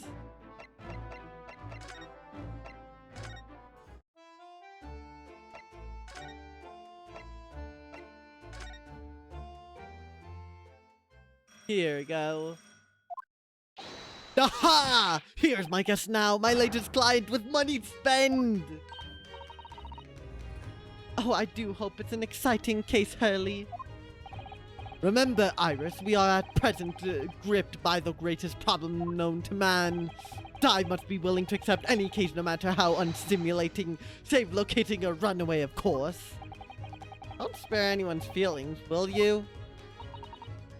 Oh dear, I'm afraid that Hurley can lack a little tact, especially just before the rent is due. Oh hey, it's her. Mr. Shums, Mr. Herlock Shums, please, oh please. Please find my husband, he's run away. Well.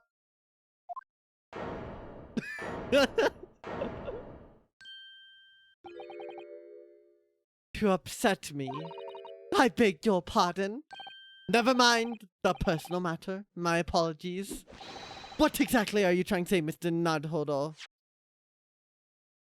Oh. I didn't say a word. My dear madam, be seated. Tire some tea, if you please. Just watching my Sholmes cat playing around on McDonald.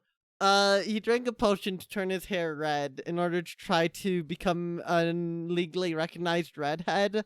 And it didn't work. So now he's just a sad, not legally paid redhead.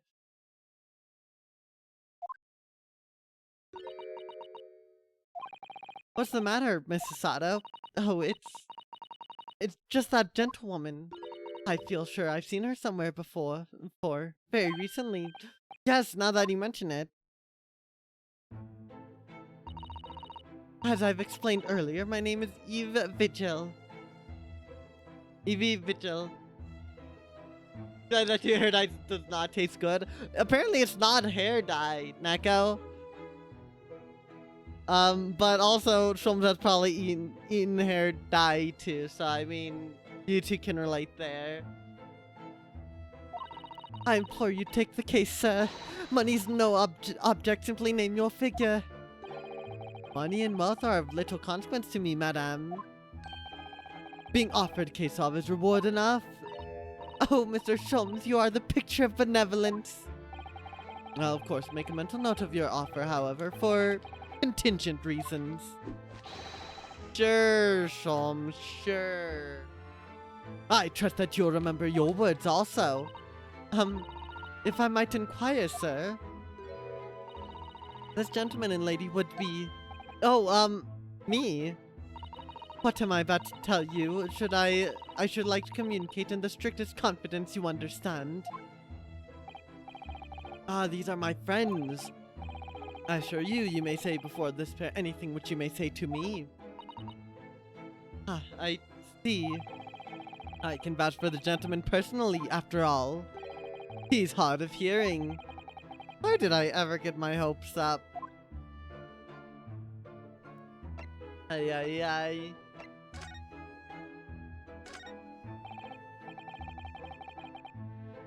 Mrs. Vigil, would you mind casting your eyes over this? Oh, my poor Daly, where have you gone? What's become of you? I'm afraid she's too worried about her husband paying any attention, Mr. Nadhodor. Either that or she just doesn't want to be bothered with me. Mrs. Vigil. Forgive me for asking, Mrs. Vigil, but have we met somewhere before? Quite recently, perhaps? Oh my. Pshaw, my dear fellow, what is your intention? Clearly you have no ability to differentiate the facial features of the English. If you wish to invite the lady to tea, you must do so in a more gentlemanly fashion. Is it possible that you're the nice young lawyer from the trial I attended last week? I knew I recognized her. Have a man's fate in the palm of one's hand. Oh gosh, oh golly, it sends shivers down my spine. I didn't quite recognize her because she's acting so differently now. It must be very difficult for you as a lawyer, being hard of hearing, I mean. Pardon? Oh dear, I'm so sorry. Don't worry if you can't hear. It was a frippery, really, nothing more. Now look at what you've started, Mr. Sholmes. Thank you very much. I believe it would be prudent for you to sit quietly in the corner. Yes. Mr. Vigil. Tell us about your husband, madame. Mr. Vigil, my daily is 40 years of age. I have a photograph here. Why does that look like RT Game? It does, right? I swear that's him, and he... Are they Irish? Is that what's going on? An entirely unremarkable gentleman, by appearance at least. How long have you been married? Oh, how long have you been married? It will be 15 years this year. We'll have to lurk? Alright. Well, I appreciate the lurk, Blick Lice, and I appreciate you stopping on by. Have a good lurk. Oh, I will, Flick. That I will. It's just like Gemma being a random piece of media. And yeah, we go. First of all, we have Mr. Bean, right? We have Mr. Bean here. Then we have RT Game. Germa's gonna come up eventually.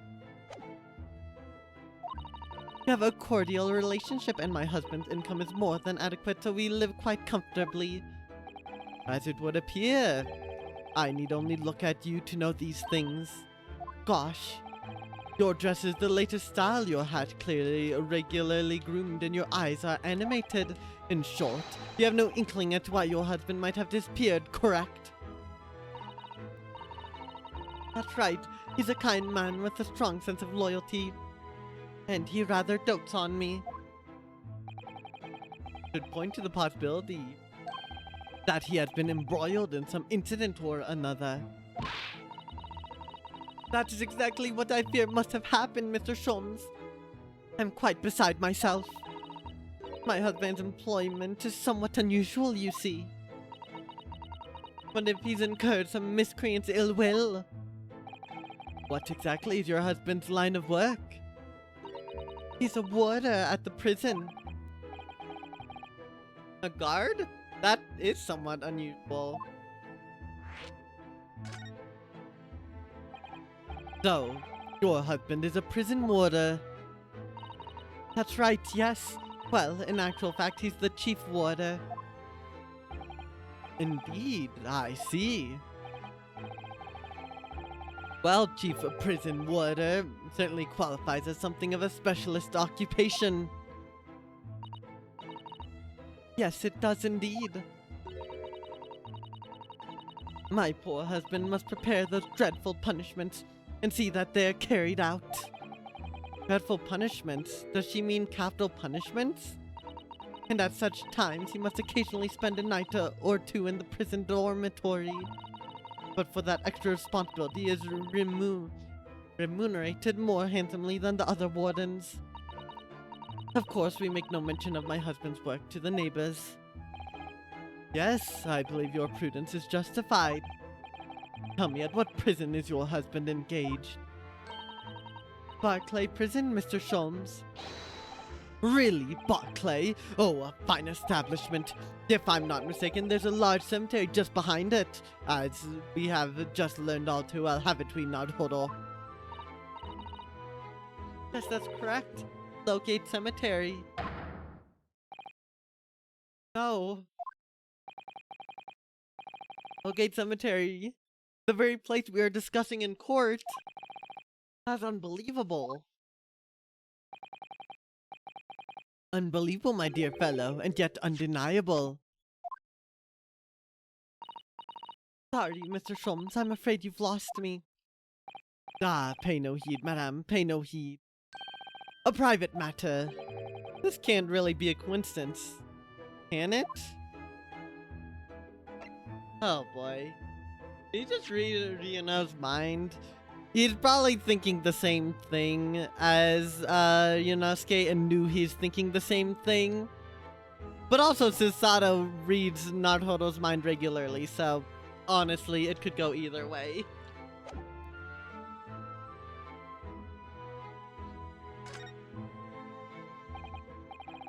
So, to the matter of your husband's disappearance, when did you realize he was missing?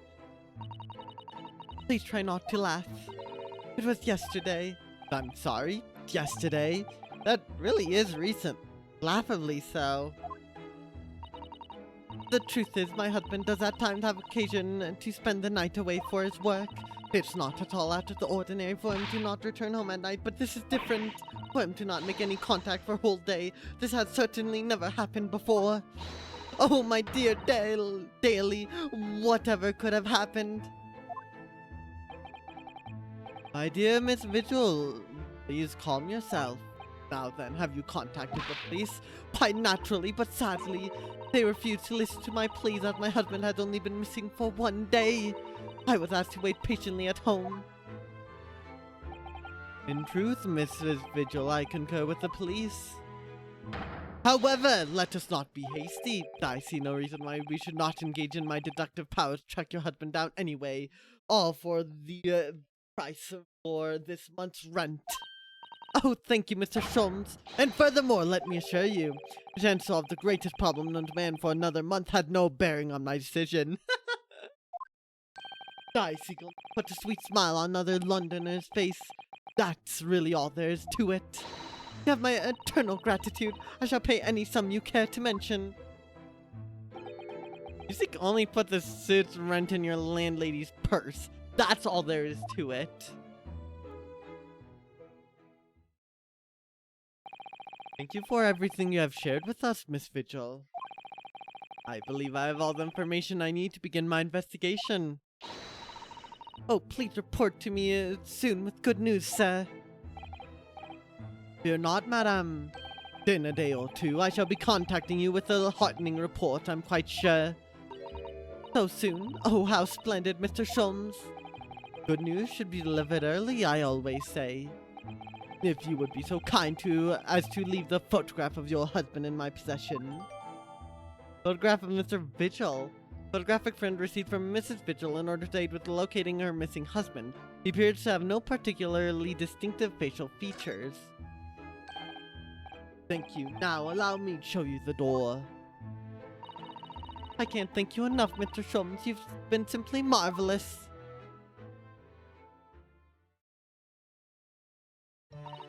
You know, I think it every time, Hurley. But how do you come out with such nonsense? Good news in a day or two. Are you sure? I can't be sure, of course, but then I didn't swear on it. I merely gave the good woman some hope. I hope to be able to give her some good news, one might say.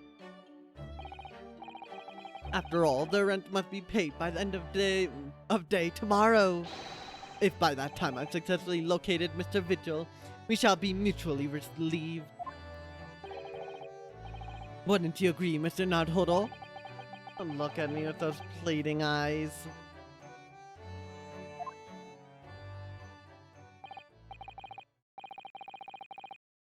Well, my dear fellow, did you hear the details of the case? Yes, my hearing is surprisingly good, actually. Excellent! And what did you make of it? Well, I was surprised to learn where her husband worked. At Barclay Prison, I mean. Ah, so you noted that. Of course, especially with the mention of Lowgate Cemetery. Lowgate Cemetery is at the rear of Barclay Prison. That was renowned among the students at the university for being haunted by the ghosts of condemned convicts.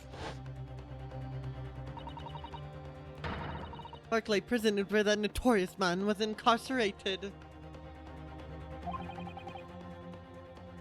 The professor. Yeah, the grave looter. He's there somehow. Trevor is everywhere. And Trevor's such an amazing character.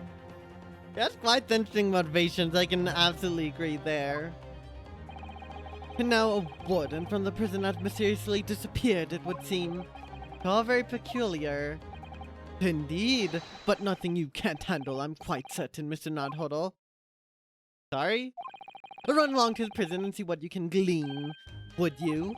It's the prison governor you want, no doubt the man is equally worried. But aren't you going to go yourself?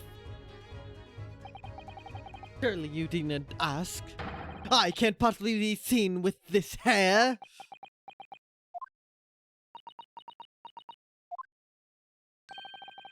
But didn't you go to Lime Street with that hair? That was a quite different matter.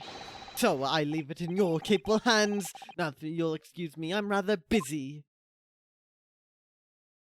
Thanks, Sholmes. Of course you are.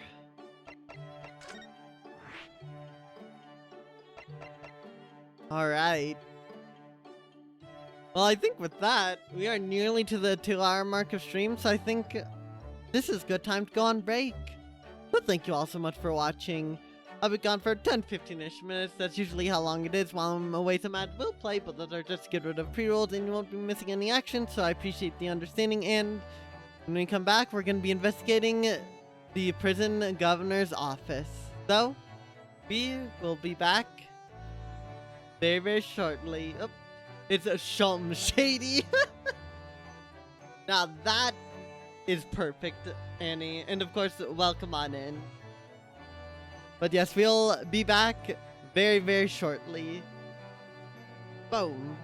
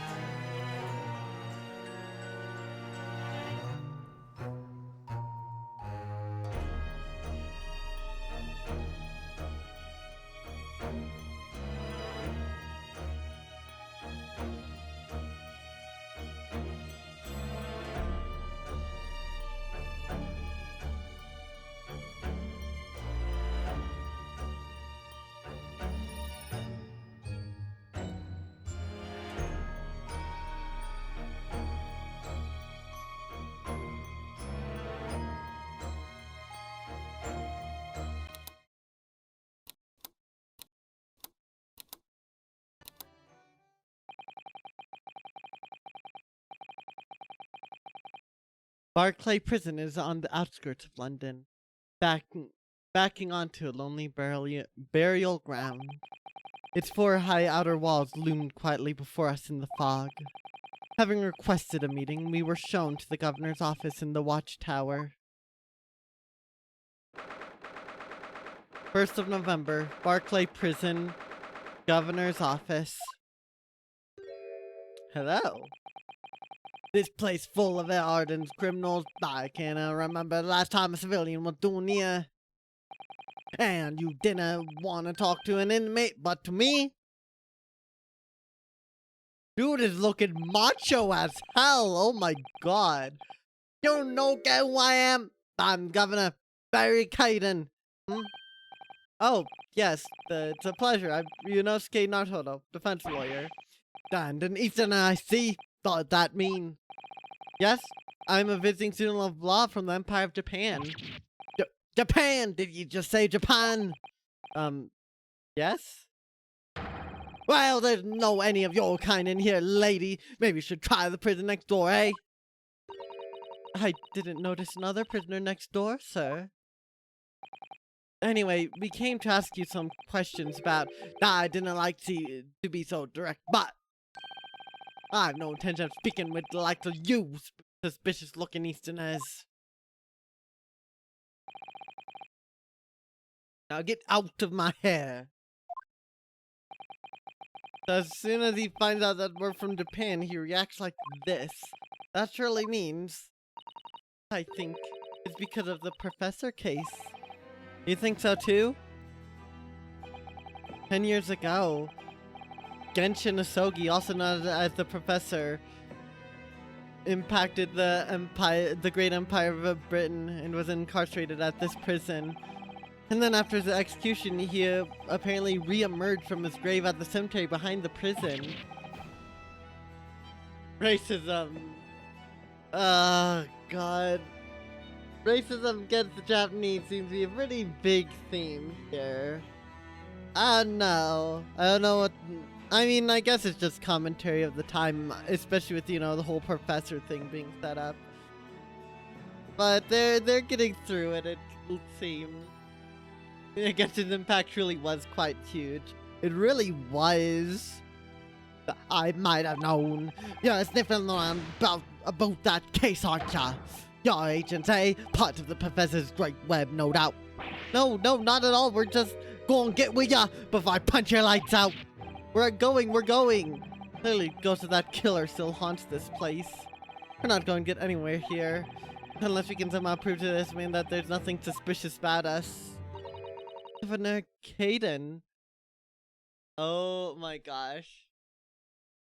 Prepare for trouble and make it double to protect your wallet from devastation, to plug all games within our nation, to denounce the evils of our backlogs, to extend our reach to the chat above. Team shall plug at the speed of light. Play them now or prepare to grind. Going to have to workshop it, but it'll do. That is really good. That is really, really good, Neko. Oh my goodness. I love that. And that will in fact be your next entrance message.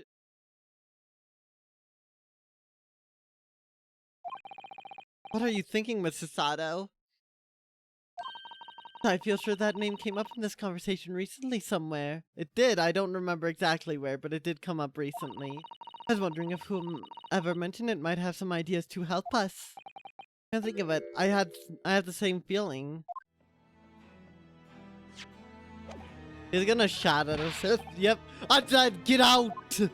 Out! Get out! I like how he just immediately does. Here. Governor Caden, could I at least show you this? Awesome. How many times can one man turn his back on you in a single conversation?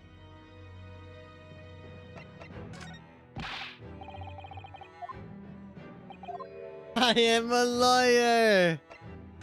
Probably makes him even less trustworthy. It was Strongheart, I think. Oops. I meant to press move. Or was it these two? Oh, hi. That's Professor Mikotoba over there. Hello, you two. I was just taking a moment to catch up on the world now that I'm unpacked. But where's Judge Jigoku? Yes, he's not the relaxing sort. He's taken himself off to pay his respects to all the legal bigwigs. Having only just arrived in the country today, goodness, he is full of energy. Professor, you mentioned something before. About how you'd know the prison governor at Barclay Prison. That's right. Oh, Governor Caden, you mean?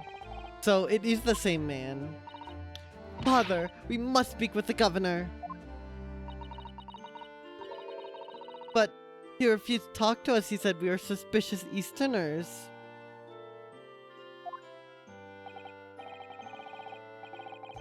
Well, I'm sure if I accompanied you, it would be a very different story. Oh, would you? That would be wonderful. If you have time now. Sadly, as you can see, I'm very busy at the moment. That is unfortunate. Busy drinking coffee on a comfortable set? Now, I have rather a lot to prepare for tomorrow, you know. Oh, sorry. I didn't say that loud, did I? You Mikotobas are alarmingly good at reading people's thoughts. Or it could be that you Naruhodos are alarmingly bad at hiding your thoughts. Let's not fall out now. I have an idea. What's he writing on that piece of paper? Here's a letter of introduction for you. Hopefully when he sees my name, he'll change his tune. Ah, thank you. Letter of introduction. Note of introduction on our behalf from Professor Mikotoba to Governor Caden. Hopefully now he'll be willing to talk to us. Good luck then. Anything here?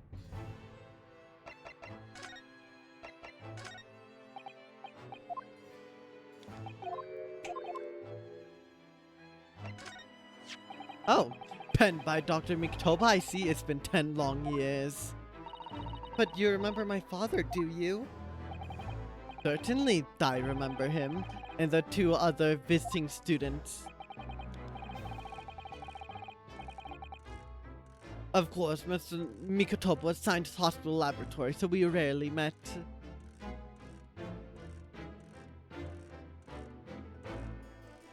You again get oot, oh yeah! I'm so ready for it. Jigoku, on the other hand, studied our justice system under my personal supervision. Now I see. As I said, that was 10 years ago now, but I'm pleased to see they've both made name for themselves in their particular disciplines. Nice little dialogue there. Darn. And Lark said that you'll be needing to get going already, unfortunately. Alright, case 3 plus 6, and you ask of pipe duty. Of course, Rube, of course. I'll do that. Have a good rest of your night, Rube. Hope things go well, and I will see you later.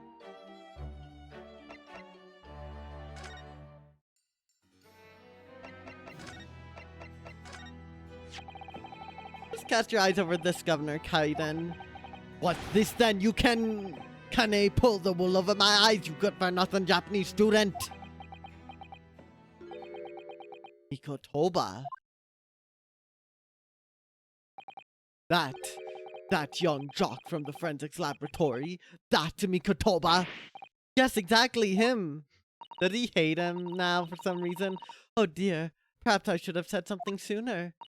I'm Yujin Mikotoba's daughter, Susato. Diggs, you're the young man's daughter. And you did not think to mention that before?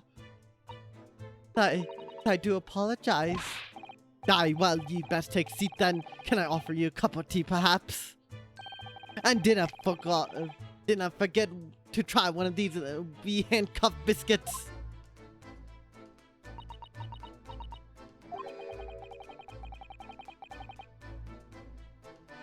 Your father's influence is nothing short of amazing. I'm bitterly regretting not announcing who I was from the outset now. So then, what can I do for you, hen? Well, we're currently investigating a case. It's one of your warders, you see. He's gone missing. Missing? That's right.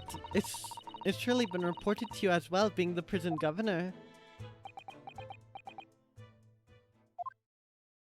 No, heard nothing of the sort. There are no missing persons in my prison. But how can that be? Mr. Dali Vigil, Chief Warder. Eh? Vigil? That's right. His wife came to us and asked to investigate his disappearance. Let's skip the part about him only going missing yesterday for now. Clearly that means something to him. Would you be so kind as to tell us what you know, sir? Die, of course.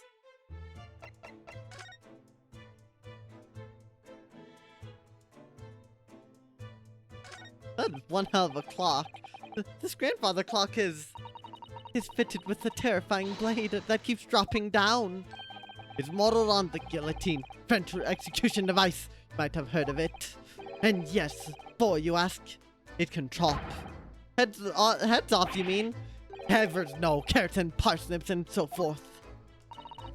Oh, if you place a large carrot at the bottom there in the morn, by evening it will have been cut clean in two. Well, the blade must have been almost indescribable edge on it then. I suppose these are all former governors of Barclay Prison, are they? Either that or former inmates who the governor has sent to the gallows. Oh dear, they all have such severe expressions, I really couldn't deny either possibility. Especially the one on the extreme right. His expression goes beyond severe to a whole new territory. That one's me. I'm terribly sorry, sir. Is it a prerequisite of his job, perhaps? Having severe expression, I mean. Of course it's not. Although, it is taken into consideration. A lot. An axe, a hunting rifle, and 4 pairs of handcuffs. That's a daunting collection. Ah, there's a story behind every one of those. You mean, the rifle was famous killer's murder weapon, and the axe was wielded by an infamous executioner, and the handcuffs were once used by an used to immobilize a fierce 4-legged beast when it was arrested? I think you're in the realms of fancy now, Mr. Nodhodel. Those kind of stories, Jimmy. That axe was the one I used to chop down the cherry tree at my house. Mr. Caden's as best pleased. And the cuffs on the left are the ones I caught my first burglar with back when I was a bobby. The stories were a little different to those you imagined, I think, weren't they? Yes, to my relief, and in some small way, my disappointment. I never had to find a parrot in prison. It must be the governor's pet. Alright, chat. Make your prediction now. Is this gonna appear in trial or not? Are you gonna have to freaking investigate the bird? Probably. Given where we are, it's hard not to see the poor creature as a prisoner. Let me out! You not kill me! Had the bird learned to mimic the plaintive cries of the inmates in cells? Oh, no. He's one of 3 siblings, you see. He still calls out names of his 2 brothers like that all the time. Right. Lemieux didn't kill me. Aye, tired you laddie. You want your dinner, eh? Didn't do it.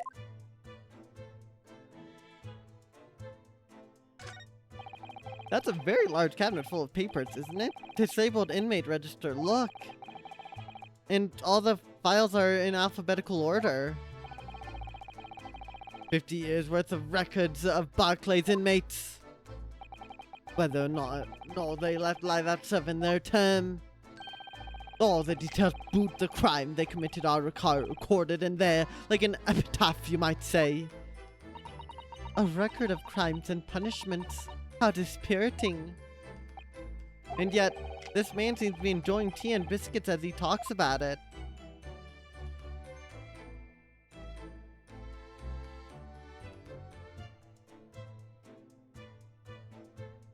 Okay, get.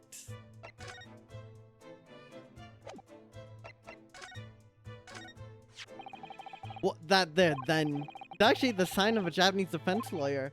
Well, if you have to wear something like that to prove who ye are, perhaps I should wear these handcuffs, eh?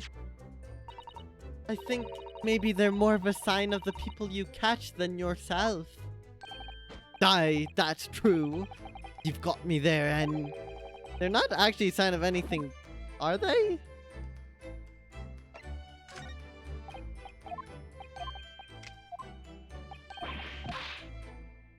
I assume the same thing's gonna be here. Governor Caden, would you have a look at this? Oh, wouldn't you rather have a wee handcuff biscuit? Oh, no, thanks. I just rather you cast your eyes over this. Or maybe you prefer real handcuffs, eh? No, neither for me, please.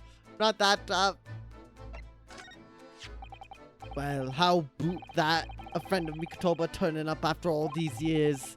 And it wee bairn, even. My father speaks highly of you, sir. Dear Ken, I can see the resemblance now. Especially around your eyes.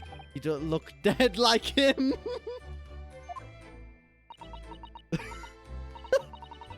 Oh, what an interesting observation.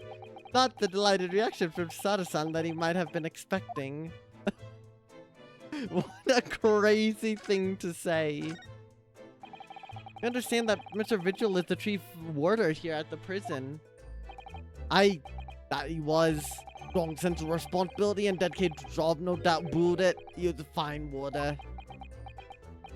Sorry, did you just say was? He work here no more. He left the job. Oh my. When was this exactly?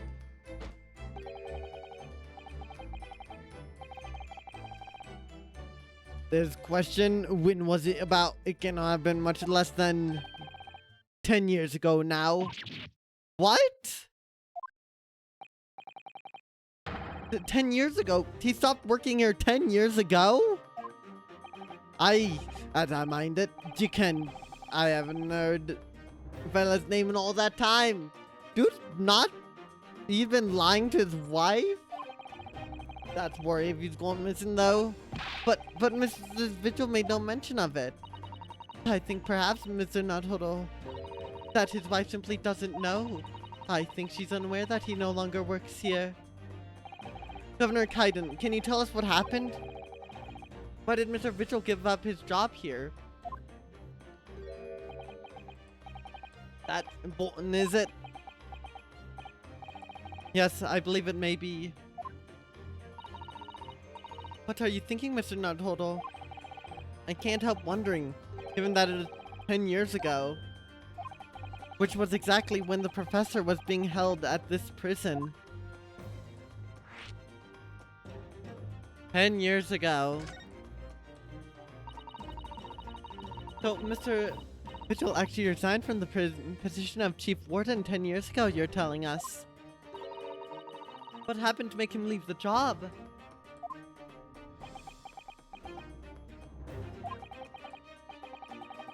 Actual fact, he didn't leave the job willingly. He had no choice in the matter.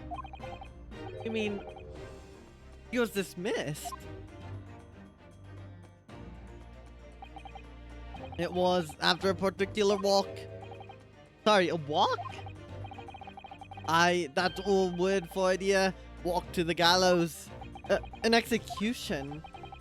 Job of the chief warder to prepare the gallows tree and oversee any executions you see, but obviously the prisoner didn't get executed.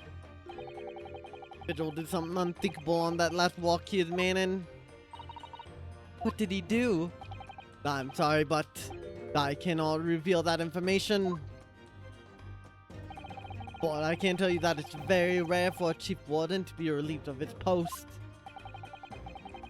Why wouldn't Mrs. Vigil know about it? She appeared to be under the impression that her husband still works here. I wouldn't have gotten anything but that, I'm afraid. Can you perhaps answer one more question about the circumstances of his dismissal? And would that be the last execution that Mr. Vigil was responsible for overseeing?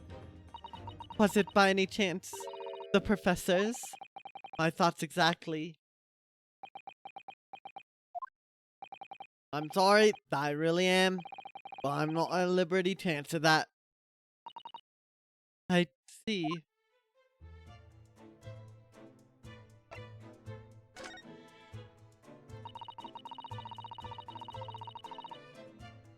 My father came to Britain all those years ago in order to study forensic medicine.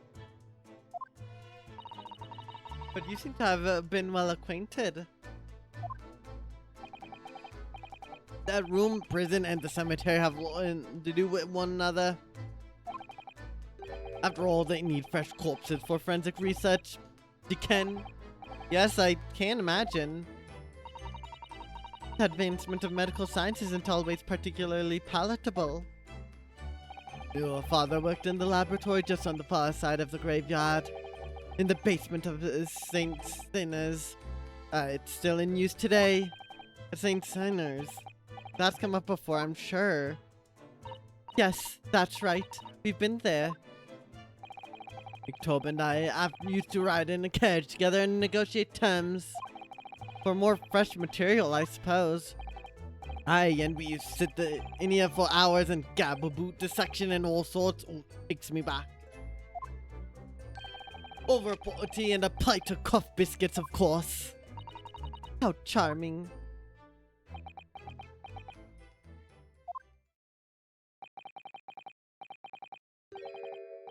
He was a good fella, your father, reliable and dead set on his work. But I'm afraid I'll never understand you Japanese. Because of Genshin Asogi. Genshin's impact, I suppose. Well, can I tell you anything else? Thank you so much for your time, Governor. Oh, what moment of your way in? I have it here somewhere. I get to imagine there's nothing in that cup he keeps pulling out of his pockets. I mean, yeah, he'd have a lot of tea spilled in his pockets. He just had it purely for show fire. Honestly, I approve. He has empty cups in one pocket and the handcuffed biscuits in the other. Perfect combination. Oh, yeah, take this as a wee souvenir of your visit to the prison. What is it? That's Vigil dismissal notice. It's 10 years old now, of course. Why, are you sure? Aye, it's no trouble at all. It's no the original mind. Dismissal notice. The harsh reprimand incurred by Mr. Vigil 10 years ago that resulted in him losing his job as chief warder of the Barclay prison. Thank you very much, Governor Kaiden. Well, in return,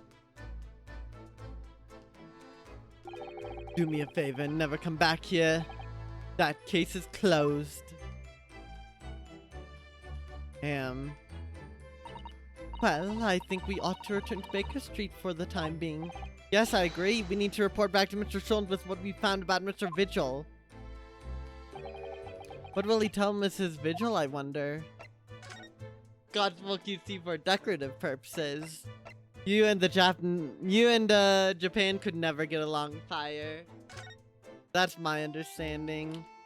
Or maybe get along surprisingly well.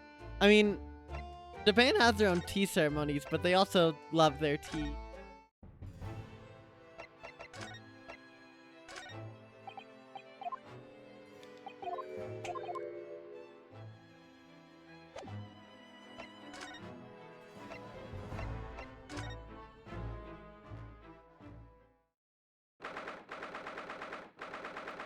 Birds of November, Shom Sweet. We're back, Tadaima! I think that's what it is. Hello, you two. I thought you'd be back before long. So I baked some scones for us all. Ah, so that's what the delicious smell is.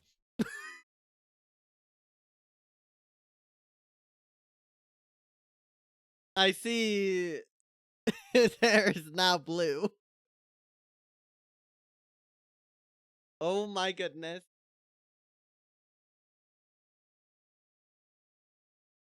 What the hell has Sholmes been doing? I mean, it looks better, but also I have bias. I mean, just look at me. Or blue now, that's my special attack. I'm blue, dabba dee boop, da bob, however it goes. A lot of Scottish people don't tend to get along with people, even their own people. You know what? They gotta be contrarian, and I respect it. Greetings, my dear fellows! You've returned a good deal sooner than I was anticipating. Hello, Mr. Sholmes. Hello, Mr. Sholmes. Say nothing. Your thoughts are written all over your faces in any case. Turns out that it may have been advisable to test my hair color restoration tonic before application. Oh my. Pray tell me, what of our warder friend? Have you garnered some new information? It's such a good joke. Why does it look like X character? But I can't think of said character. I think alright, chat, I think now that we see Sholmes, the first thing we need to ask him is what his pronouns are. Now you know I'm terminally online just by saying that.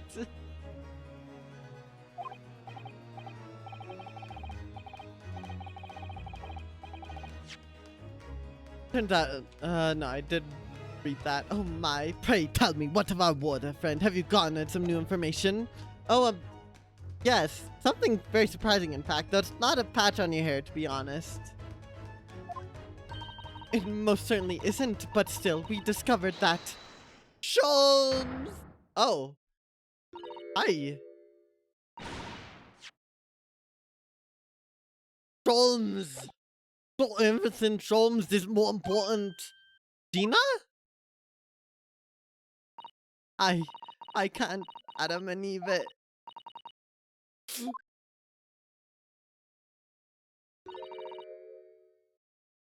His pronouns, we can get more money. Wait, that works out too. Oh my god.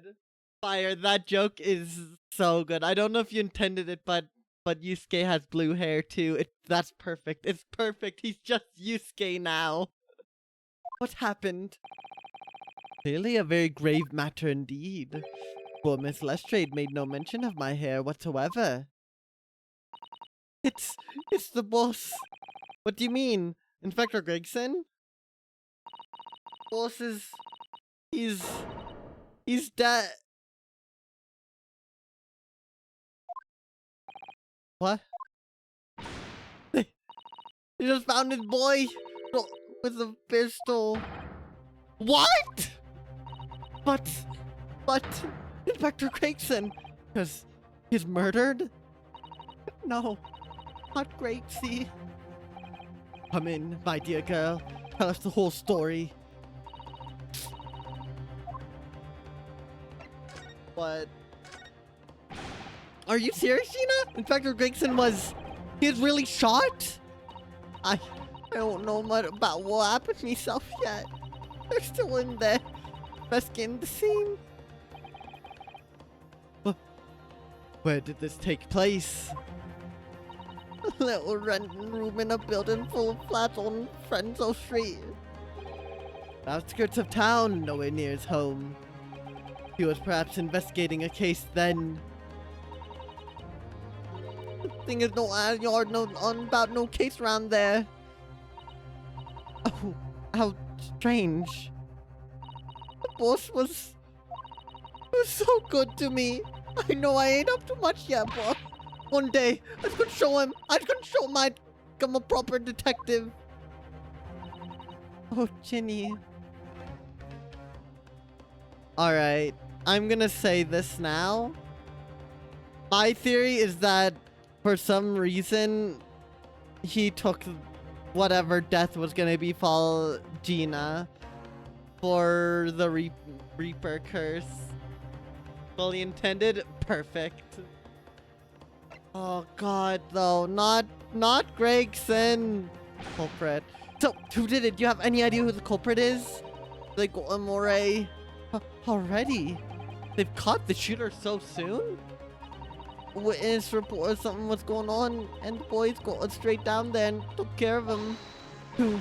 What awful person did this? I still can't believe it myself. Gina? Well, what's the What?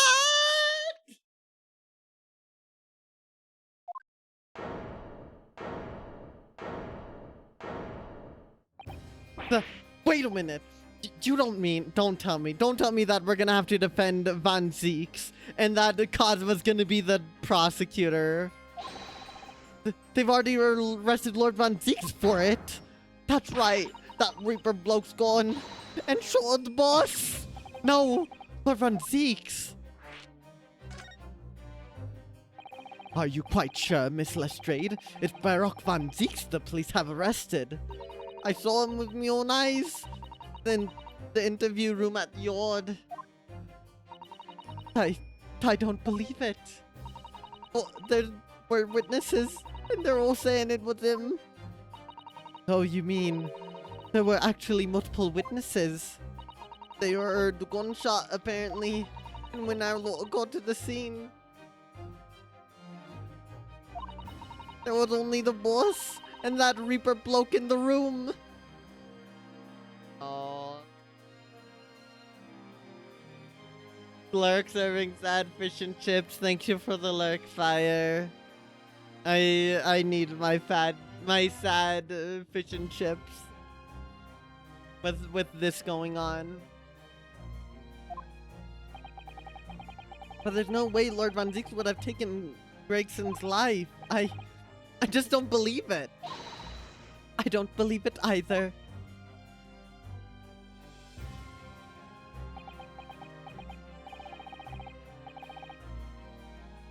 Thank you for informing us, Miss Lestrade. This really is most terrible news. I'm dreadfully sorry. What are you saying sorry for? You didn't do nothing.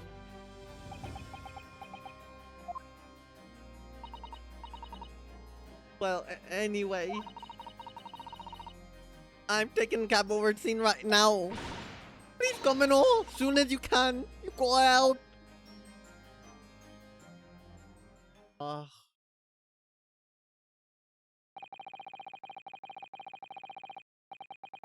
It's a detective's lot to appear wherever some sinister plot has unfolded. Little wonder we all look haggard. Sometimes these things are almost too much for the nerves. Mr. Sholmes. What use is there in being a great detective if I fail to see something like this coming? How could I let this happen to Gregson? To Gregson. Mr. Naruto, I shall leave at once to begin my investigations. Of course, yes, we will too. It would be helpful if you could talk to Mr. Reaper and see what you can glean. I'm sure you were intending to do so anyways. Until later then.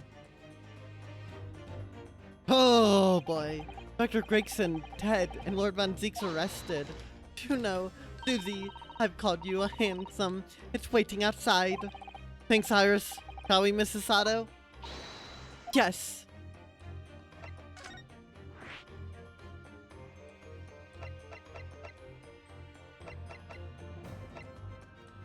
The prison cell where the defendant Lord Van Zeeks is being held.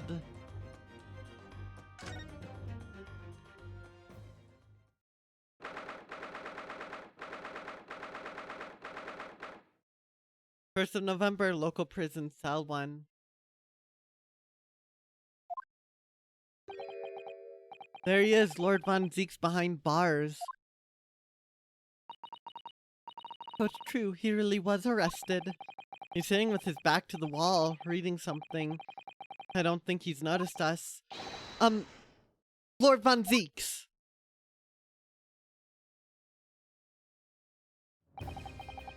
Fancy meeting you here. The last place on Earth I'd like to be, with the last person on Earth I'd like to see. I couldn't very well not come.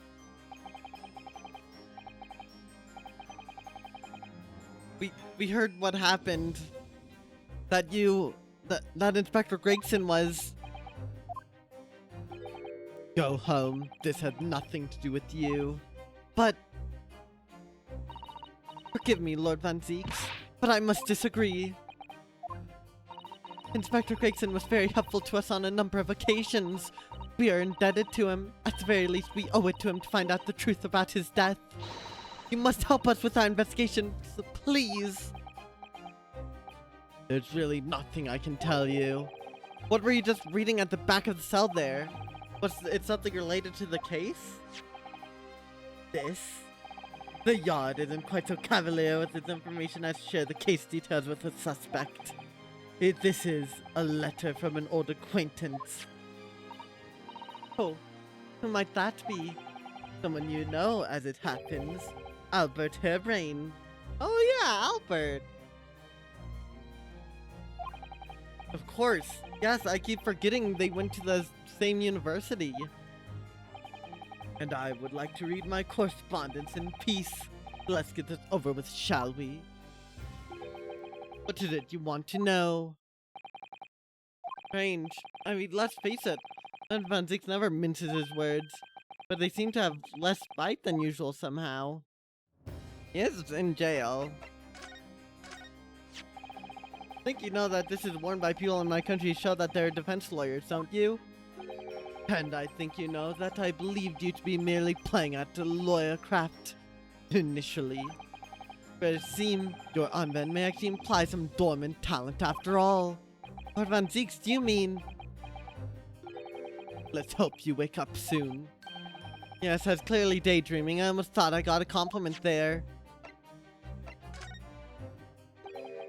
What's that? No, it's just something I was hoping to ask your opinion about, that's all. It's a serious crime for the defense to attempt to extract information from the prosecution by illegal means. Alright, I get the message, but I don't see what's legal about me asking.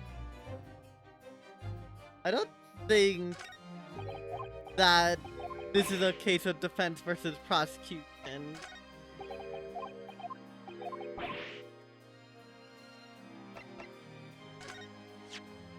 Oh, you actually had something to say on this.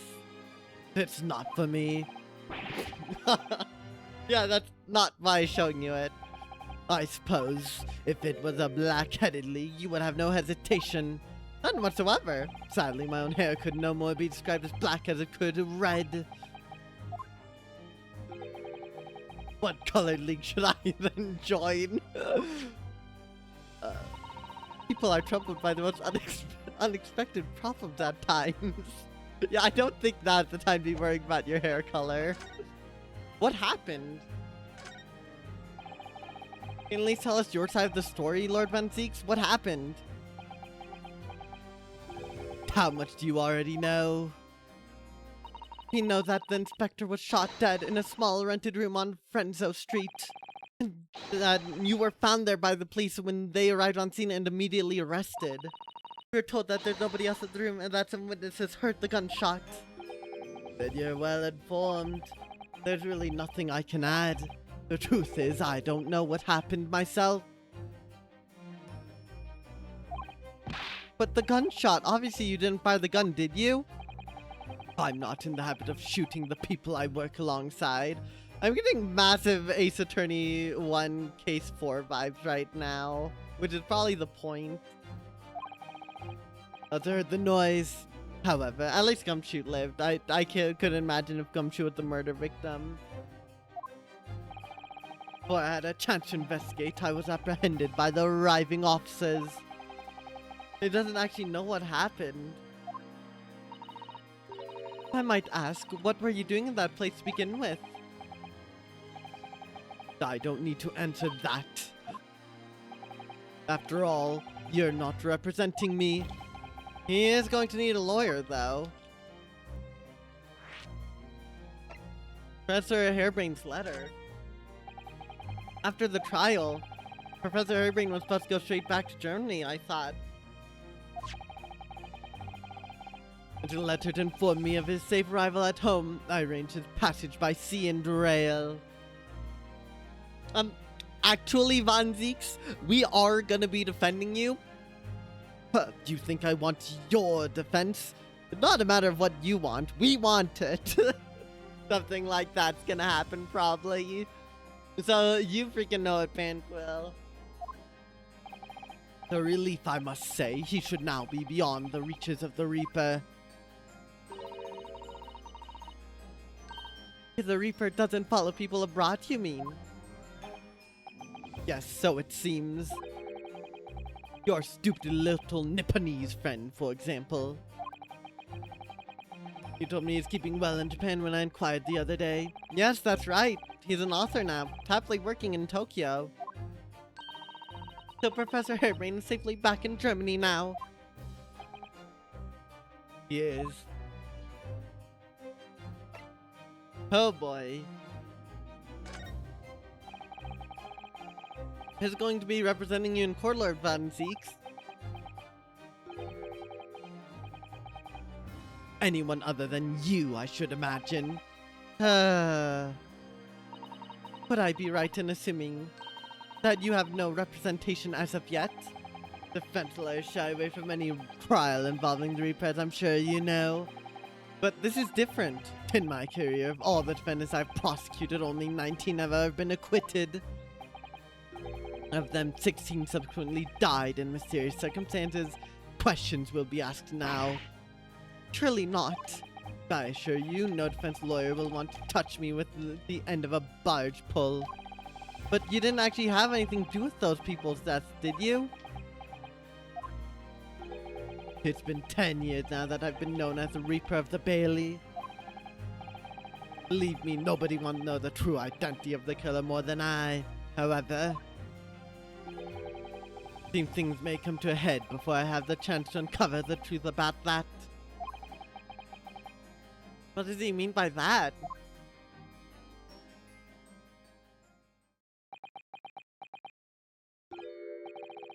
So it appears our conversation has run dry. There's 2-second silence, that's all. Well, in any event, if you'll excuse me now, I wouldn't like to detain you. I was wondering, Lord Von Zeeks, if you'd like, I'd be happy to advocate for you. Trust me, do you? Yes. I've heard you speak many times in court. I've seen how you treat people. I'm quite sure that you would never have taken another's life. Just, my feelings can't be used as evidence in a court of law, sadly.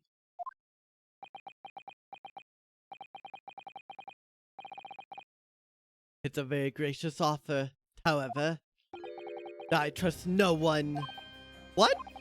Not the police, not the judiciary, and not you Nipponese. But please. I have no intention of engaging your services. Pattern between us is just too wide and too deep, it seems. I'd appreciate it if you don't visit again. Then neither of us will waste any more time. Perhaps we need to dig a little deeper, then find out more about Lord Von Zeeks and what happened to Inspector Gregson. Oh, a little longer. 1st of November. Room on Frenso Street. Man. Really is an out-of-the-way part of London. I doubt many people find their way down this back street. So this dust-ridden rented old room is where it happened then. This is where poor Inspector Gregson lost his life. Yes, and the police are already hard at work investigating, it seems.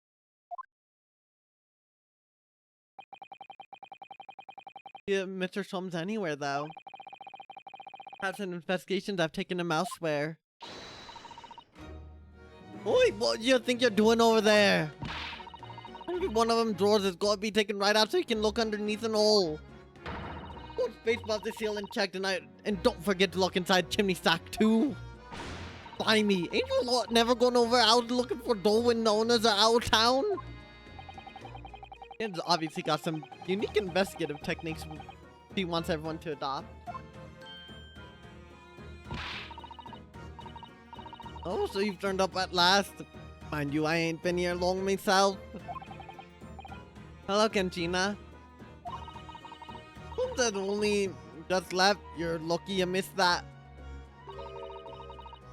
It went prancing around here, pointing at stuff and flicking that out of his and then just scuppered.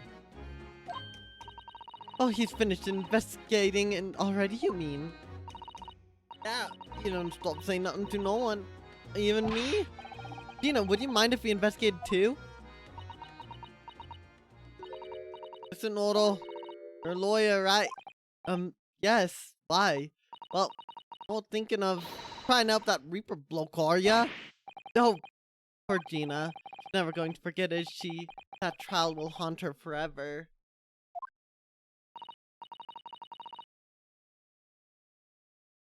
Gina, if you don't mind me saying, Lord Von Zeeks really is responsible for this crime. Then he'll be duly and fairly judged in court. Oh, you're right. Yeah. Go on then, Otto. Get investigating. I want to know the truth about what really happened here. Thank you, Gina.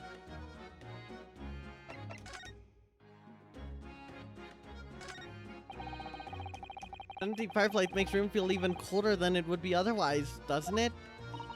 It's thick with dust, look. I think it'd be fair to say that it hasn't been used in a very long time. In other words, whoever lived in this room must have been extremely hardy in cold weather. Or nobody lived here at all and merely visited when the occasion arose. And like say which is more likely. No, that's right, it's one or the other. It's a 50-50, they either lived here or they didn't.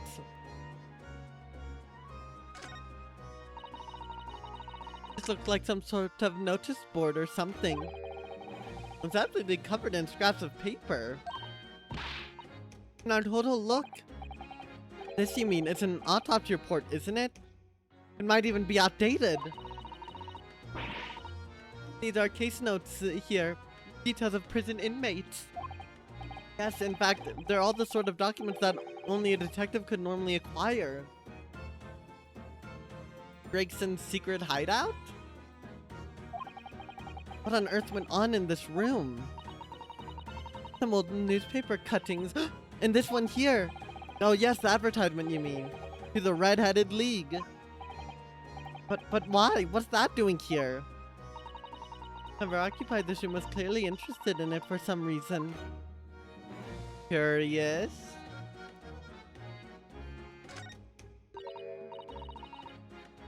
It's a photograph stand.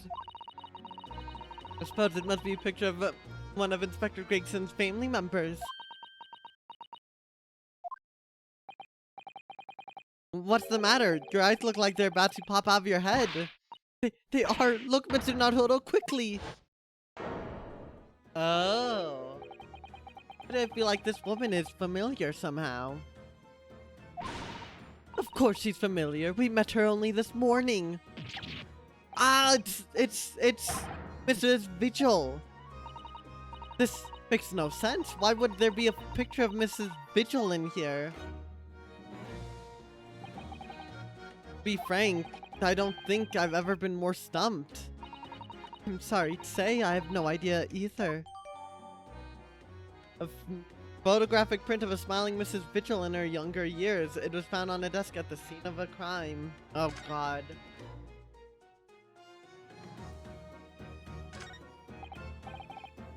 Excuse me. Oh, Inspector. Oh, sir. Poor man, he can't possibly be able to focus on investigating when he's so upset. Oh.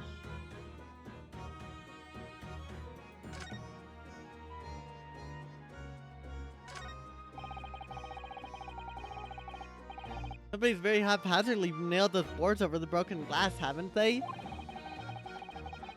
You couldn't even really call it a window anymore. Well, if you remember the window in Mr. Natsume's room, that was totally blocked up with bricks. This one does at least still let in some light. You can say nothing more about it. I feel even more sorry for Mr. Natsume now.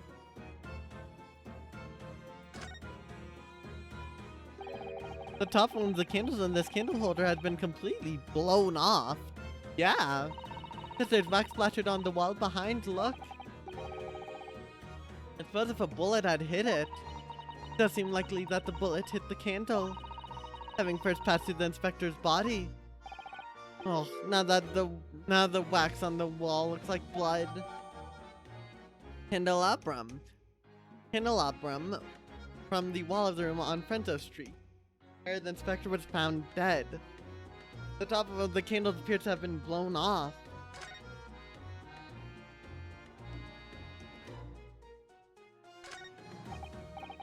Excuse me.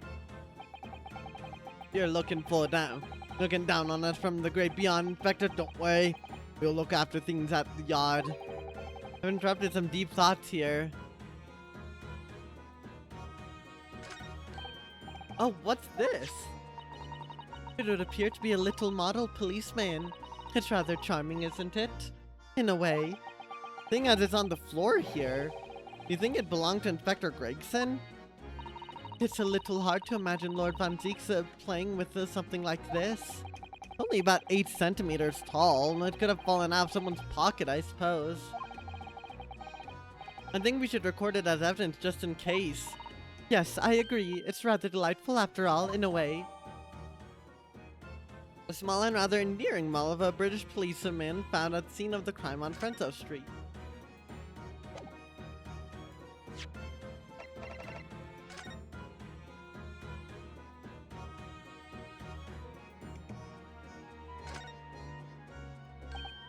Ah, there are some black marks here, look! Yes, they look like some sort of scorch marks. Perhaps a bullet struck the candle here, do you think? It's only this one candle that's been cracked in half, it seems.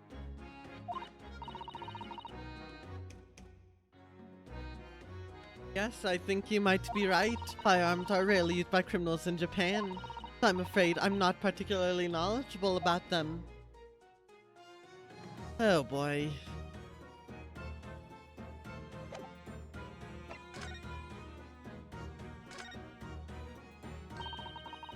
Helmet of the charming policeman appears to be a little worse for wear. I'm not convinced about the charming part, but yes, you're right. That part looks like it's been fairly heavily manhandled. Almost as if somebody enjoyed twisting it around and around for fun. Shall we try twisting it around and around too? For fun. It's a baton? What is that? It appears to be some sort of key. Oh, it's a key.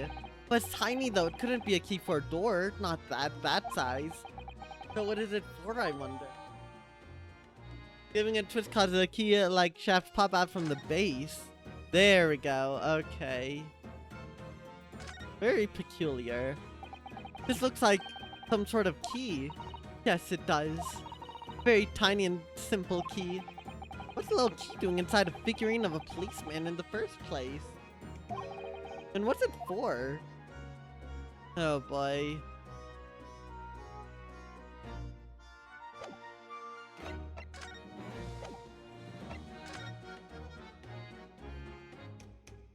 Wait, notice of dismissal. Chief Warden Dolly Vigil is relieved of his post with immediate effect for having violated Clause 132 of Her Majesty's Code of Conduct for prisons. All rights to redundancy pay and other financial benefits are fully revoked. Reason for dismissal: aiding and abetting the escape of embedding the escape from this prison convict blank just prior to his execution. Details of this escape are still being investigated. Full cooperation with inquiries will be expected. Prisoner Governor Barry Kaiden.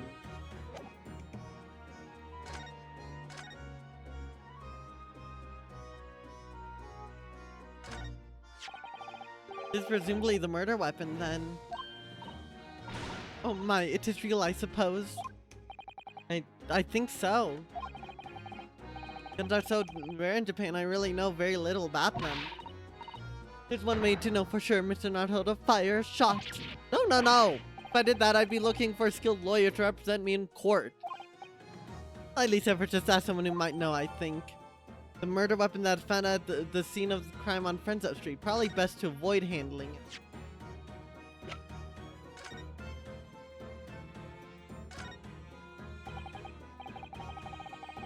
So this must have been the murder weapon. Oh my, is it real, I suppose? I think so. Guns are so rare in Japan, I really know very little about them. Yeah. Ay, ay, ay.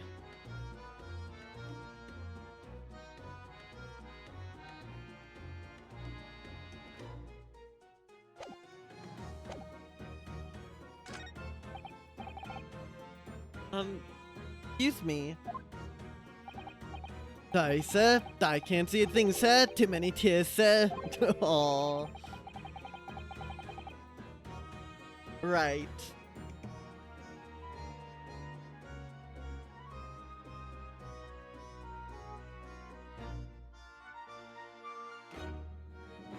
Sorry about that, chat. Perhaps I'd better leave you to your work then.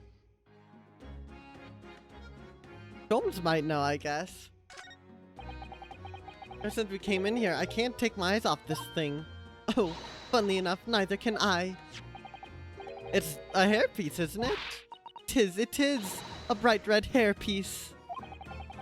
And I suppose the fact that it's right there next to where the body was found. I mean, we have to accept that Inspector Gregson wore wigs. Does it?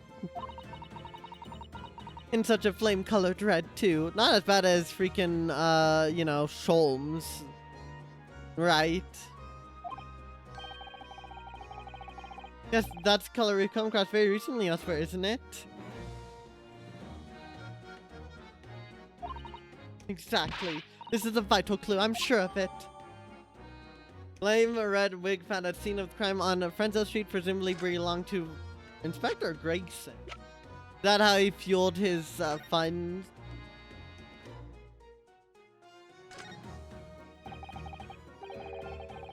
I always wondered what the underside of a hairpiece looks like. That doesn't surprise me at all, Mr. Naruto. You always want to see what lies beneath it, don't you?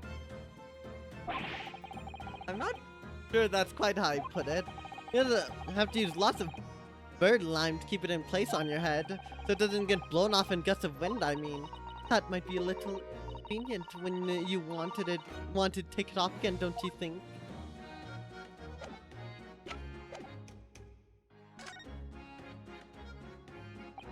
So, I suppose this is where the victim had tried. The rope is laid around the body to show exactly how it was found. Poor Inspector Gregson himself has already been taken away. And it'd probably be under Dr. Sai's scalpel by now, if not for what happened last week. Some shape of the rope, it would appear that the inspector was curled up in a ball.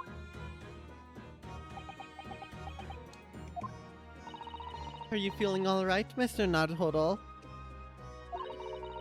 Look like you've just seen a ghost. I know it's just a rope, but, well, it conjures up quite a terrifying image, that's all. Especially with that blood stain next to it. Oh, I do understand.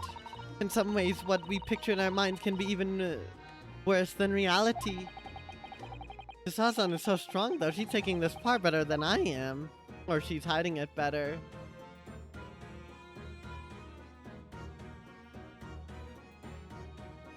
I think that's it.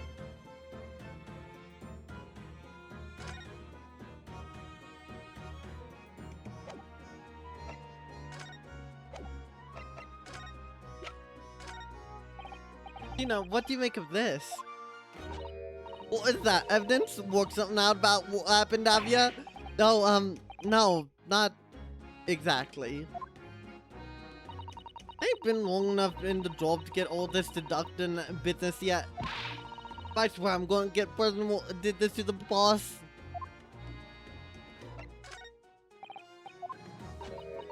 Alright, doesn't look like she probably has much to say.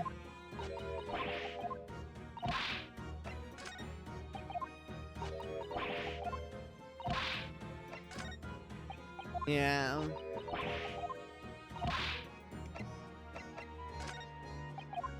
No, not all. Inspector Gregson. You know, what was Inspector Gregson doing here in the first place? That's what I want to know. It was half a year since I got out clink. That's when I tried to give up me diving and become a detective instead. I guess Mr. Tom twisted the inspector's arm to agree to take you on as an apprentice, didn't he? Something like that, I think. Anyway, point is, I didn't really know much about the boss till then. It turns out he's a bit of a legend at Yard. Goodness, really? They say he managed to solve some really tricky cases just like that. He did. Yep, and ever since then, he's started going out on all sorts of investigations, but always on his own. And else that Yard even knows what half the cases he's working on, apparently. That's not how it's supposed to work, is it? So what is the legendary inspector doing in a dingy little room like this? I know, yeah, all the respect for the Reaper and all. Look where I landed him. Respect for the Reaper? In what way? I heard him say it much. I take my arrow to that fella. Words. Not how the general public feels, is it? Most people are terrified of the Reaper. Yeah, Bull said that's exactly why he respected the bloke. I didn't realize Gregson held the Reaper in quite such high regard. He said something else to me and all. That I didn't need to worry about Reaper. Well, he only goes after people bad. It did kind of set me mind at ease when he said that. Right.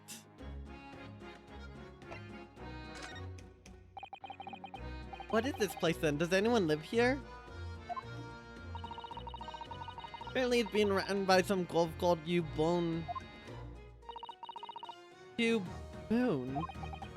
The sort of here today, gone tomorrow name that, wait, the sort of a here today, gone tomorrow name that, isn't it? Yeah, he's what we call an unidentified person. We haven't been able to get in touch with him. I see. Well, judging from appearances, and I'd say this place hasn't been lived in for a long time. If ever. Right? Old lad from Yard piled down to get stuck into the investigation, but there's so little here, no one knew what to do with themselves.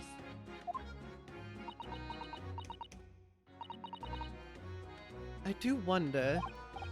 Yes, Miss Sato?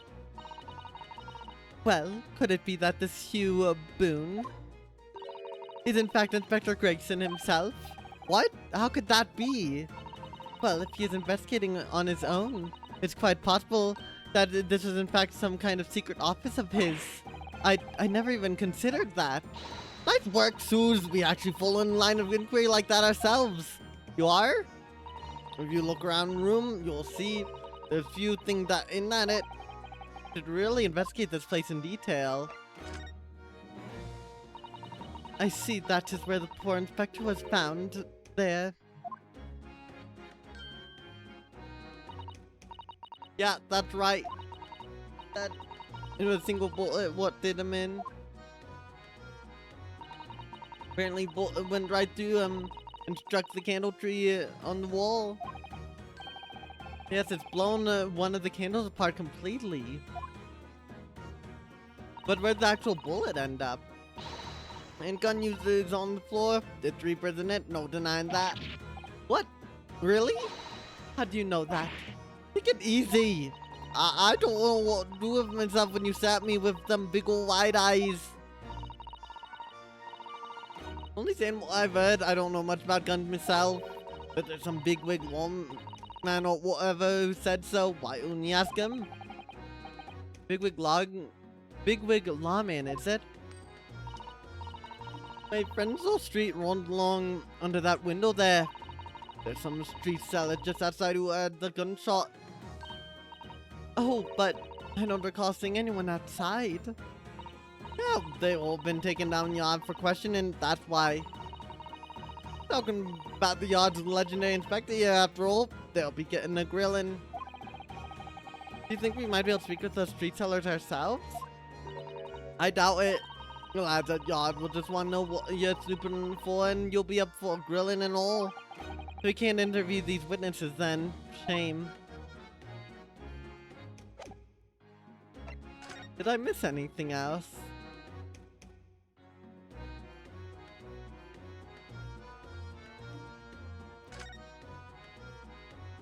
I don't think so.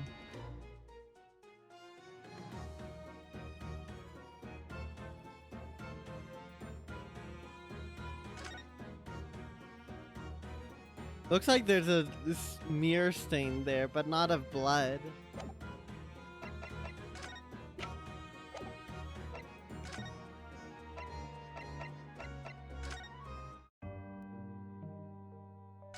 Nothing else there.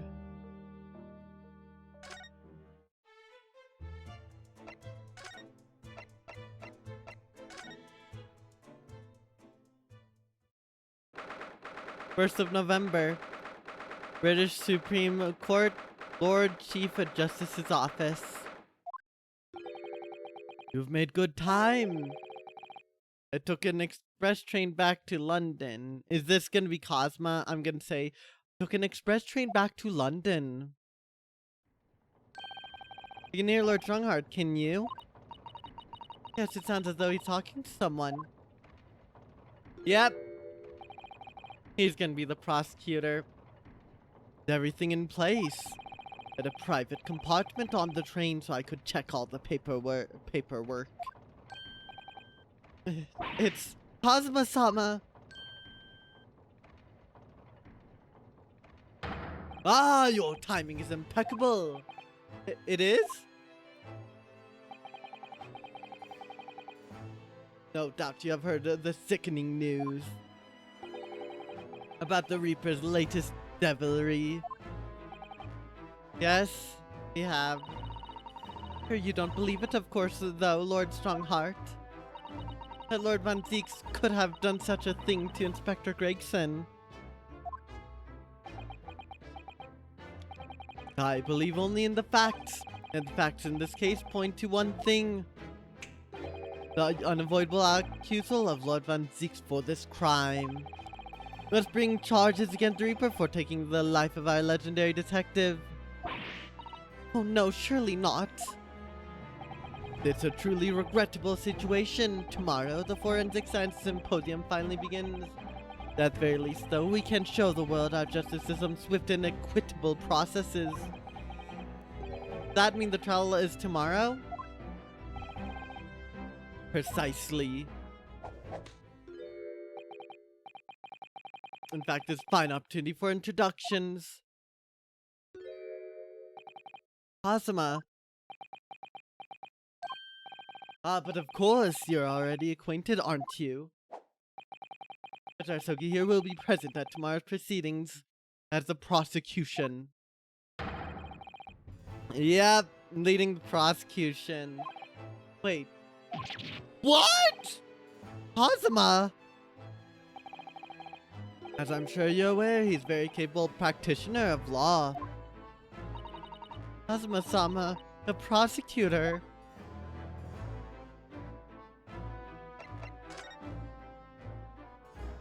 Cosma, no. I'm sorry for all the worry I've caused you, but it will be alright now. Has your memory completely returned? Yes, completely. I remember everything, including what I was coming here to do. Right. Cosma-sama, I can't tell you how happy I am to see you alive and well like this. But how did you come to be here in London when you were suffering from amnesia? But the voice... This past year, I've been hearing it in my head constantly, saying the same thing over and over. Go to London, that's where your destiny awaits. It was that voice that guided me here to London. I'm so sorry for what's happened.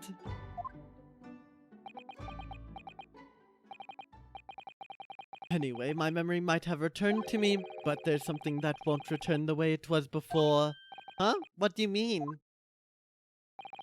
I'm a prosecutor now. I'm sure our paths will cross again very soon. But why?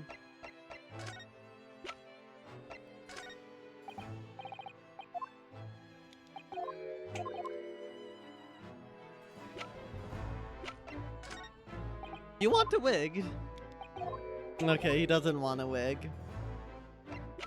You want a police figurine? Surely that's what you want, right? No? Okay. Candelabrum?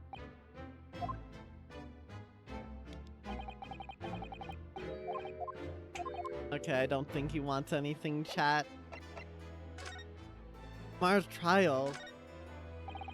I'm sure you can imagine that tomorrow's trial will be closely followed all over London. In fact, no, people all over the Empire will be watching closely to see how it unfolds. There's no salvation for anyone in a trial prosecuted by the Reaper of the Bailey. And now, the Reaper himself must stand in the dock. Quite so, the public wants answers about the Reaper. Answers about how and why those who escaped a conviction subsequently died mysterious deaths. But Lord Van Zeek firmly denies any involvement in such matters. And there have been thorough investigations that have proven him to be innocent. That's certainly true. Or has been, at least until now. No, tomorrow's trial. It will mark the start of a new chapter in our country's great judicial history. Prosecutor Sogi. So Cosmo will be prosecuting tomorrow? That's right. But he's a defense lawyer, Lord Strongheart. Accomplished young law practitioners cannot pick and choose their roles. And imagine what it will mean for the prosecution to know the strategies commonly employed by the defense.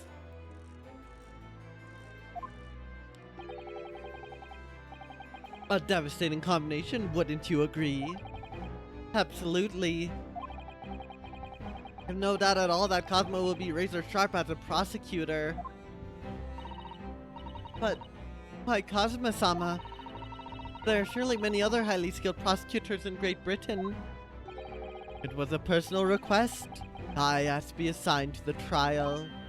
You asked for this, but why? It will all become clear tomorrow. I'm guessing you intend to stand for the defense, don't you? Although, the Reaper appears to be turning down all offers of representation.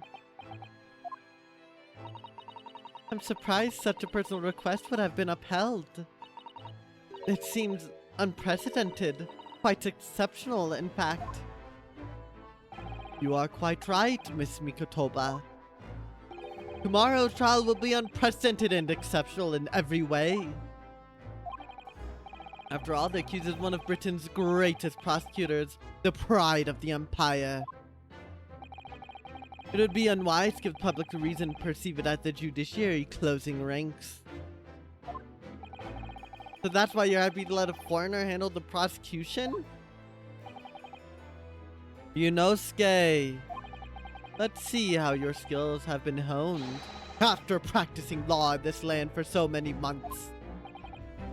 Kazuma, I don't understand why you're being so hostile to me now. This isn't going to end well, my friend. And while the killer's gun... Well, yes, we noticed that there's a gun at the scene of Inspector Gregson's death. Do you know if it belongs to Lord Van Zeek's? That would be a question for the lead detective investigating the scene. Well, the thing is, she wasn't sure, so she told me I should ask someone higher up who might know. That's right, Mr. Nadhoro. Be direct. It's certainly a model that's issued to all personnel involved in law enforcement, yes. Which includes prosecutors, as I'm sure you can imagine. That case could actually have belonged to the victim. No, Gregson had his gun on his person. What about Lord Von Zeeks? He claims it's currently not in his possession. What? According to his story, he lost it. In short, is more than little suspicious. Yeah, a little. But just because the gun in question is the same type as the defendant's is no proof that it's actually his.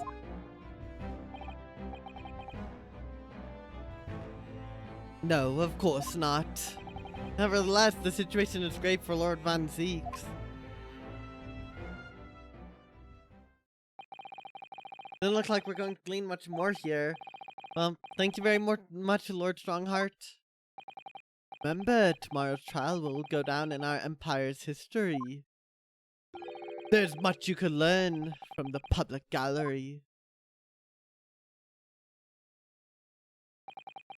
Sorry to have taken up so much of your time. We'll see ourselves out. Hold it! Before you go, Ryunosuke. What is it, Kazuma?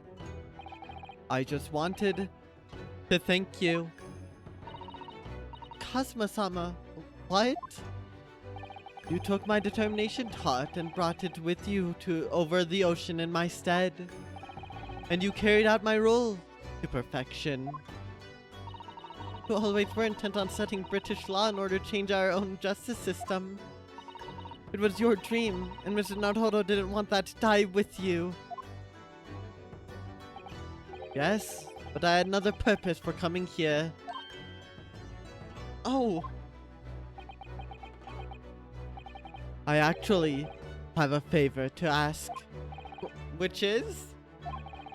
This trial I'll be prosecuting tomorrow. I'd like you to be there to see how it ends. Right in front of me, as the defense counsel. Why? What's all this about? I know you have what it takes.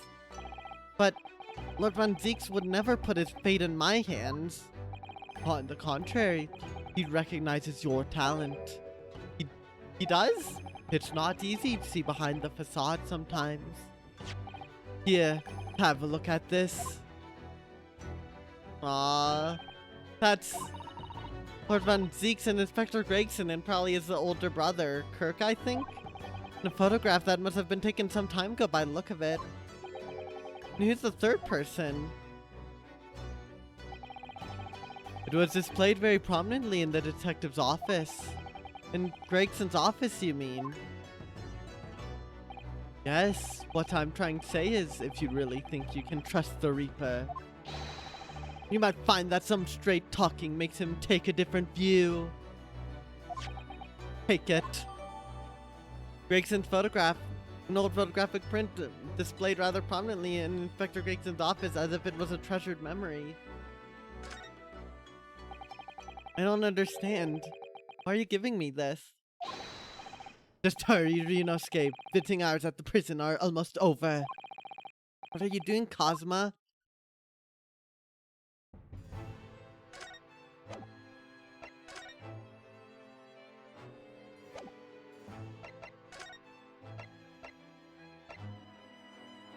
Oh boy.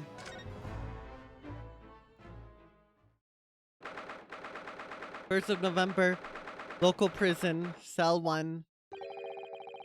Lord Von Zeeks is still reading that letter. He's been gone quite some time, though. Either he's an incredibly slow reader, or this is an incredibly long letter. I might even be able to read English faster than he can. I was intending to ignore you entirely. But I can't turn a deaf ear to such an insulting Nipponese. Sorry, I didn't think you'd hear that. The case notes brought to me in secret. I was reading them to pass the time. Yes, we heard that your trial is set for tomorrow. Which is none of your business. So, have you found a lawyer? How many times must I reiterate the same thing? This has nothing to do with you. In other words, no. You're just talking Lord Strongheart, and the prosecutor for your trial had been decided. I'd expect nothing less. I have no idea who it is. It's going to be Kazuma Sogi. Sogi? That made the color drain from his face. Ha! Well then. It seems I'm going to have to engage in conversation with you again after all. Asogi. 10 years ago, my older brother, who was the director of prosecutions at the time, was murdered.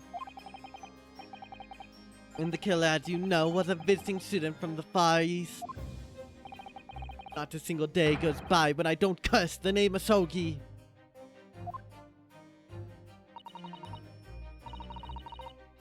Kenshin Asogi was Kazuma-sama's father. So what cruel twist of fate is this now, 10 years later?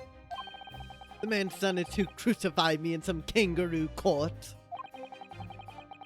I still don't understand why Lord Strongheart apprenticed to Kazuma to you. Tis what he does, so that he knew of the young man's true identity from the outset.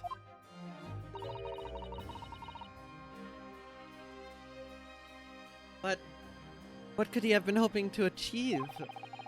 Let's not forget that it was only 8 days ago that Kazuma recovered from his amnesia. Why would Lord Strongheart sign this trial somebody like that? Sogi. That name is the very epitome of my bane. The bane that is you Nipponese. Right, your hatred of all us Japanese. The Nipponese bane. I'd only just been appointed as a prosecutor when it happened 10 years ago. My brother Clint, the director of prosecutions, was hunting down a mass murderer. The so-called professor, assigned to the investigation as his partner, was a certain visiting student dispatched from Scotland Yard. That was Genshin Asogi. Exactly. I developed a deep respect for the man. He seemed noble-minded and chivalrous and in the extreme to me. But none of us saw the true nature of the man. I lost everything when it happened. My esteemed brother, the people I believed in him, and any semblance of a right prevailing over wrong. Oh, how awful. Avenged my brother, I prosecuted in Asogi's trial. It wouldn't ordinarily have been allowed, but I beleaguered the ascribed prosecutor until he consented. What do you mean by the ascribed prosecutor? The man in charge of the professor case inquiry, Lord Mael Strongheart. Wait, what? Lord Strongheart? He was a highly accomplished prosecutor, but he agreed to relinquish the trial to me and to act as my advisor instead. At that time, he's the one person to whom I felt indebted. Sure, he must have seen your zeal for the case and recognized your potential as a prosecutor. Anyway, time passed, but then earlier this year, he should arrive in London. But you... And of all things, as a lawyer... I felt your animosity the first time I ever faced you in the courtroom. Your obvious deep loathing of us Japanese. I kept telling myself it was illogical. But for so many years, that hatred had festered inside me. I could no longer control it. I can understand why, now that I know the history. But in the same way that I've long felt the Nipponese to be the bane of my life, to Kazuma Sogi, I am the bane of his. The Reaper who sent his father to the gallows. He's looking for revenge. He intends to take it in court tomorrow. Yikes. Gregson's transfer to the Paris Police Prefecture had finally been arranged for the coming month. He'll never make it to France now. It's a tragedy. Oh yes, come think of it, he did mention something about that, didn't he? I wonder, does it happen often? Being transferred internationally, I mean. The first time I've ever encountered it. The Paris police welcoming an English detective is... it's almost inconceivable. I can't imagine what kind of magic Gregson must have worked to put that arrangement in place. Sounds like that mystery had even the Reaper perplexed. Afraid to say that we were very ignorant about Inspector Gregson's standing. We hear that he was considered something of a legend at Scotland Yard. Again, it was 10 years ago that he first made a name for himself by uncovering a decisive piece of evidence that exposed the professor's identity. If it wasn't for Gregson's singular approach to the case, the discovery would never have been made. What sort of approach? After my brother's life was taken, the inspector pushed for a full autopsy. Oh my, 10 years ago! Why is that so surprising? Autopsy was considered a desecration of the body at the time, and rarely performed. And my brother was of course a noble. That made the idea of it even more unthinkable. But something Gregson had dug up in his investigations made him determined it was necessary. His powerful conviction somehow influenced the House of Lords, and as a result, I could avenge my brother's death. So, you must have had great confidence in the inspector's abilities then. And even more, it's even more inconceivable that you'd have taken his life. I don't have a confidence in anyone. I'm sure Gregson felt the same way. I've no doubt he thought of me only as the ominous Reaper, just like the rest of London. What really went on between Lord Van Zieks and Gregson, I wonder? What was the true nature of their relationship? And your gun? About the gun you shoot the inspector that was found at the scene. Ah, yes, that's not mine. Really? Because common opinion seems to be that it is. What do you expect me to say to that? Lord Strongheart informed us that you claim to have misplaced your firearm. As embarrassing as that is, I'm afraid it's true. When did you lose it then? That I don't know. I was issued with a revolver when I first became prosecutor 10 years ago. I must have stowed it somewhere, I suppose. Or left it somewhere, perhaps. Have something in common with Lord Van Zieks after all, Mr. Nodhodo. The talent for misplacing things. No, this has nothing to do with me. Don't drag me into it. Don't make the mistake of associating me with this Nipponese. Oh dear, the rift is very wide, isn't it? There's not decisive evidence, clearly, but doesn't look good, that's for sure.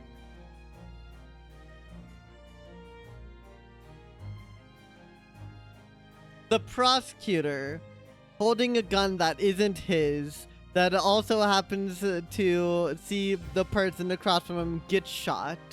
Gee, this sounds familiar.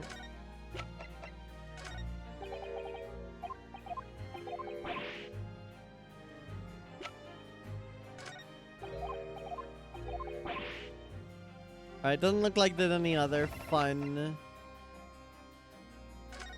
details. What, you don't want to wig still?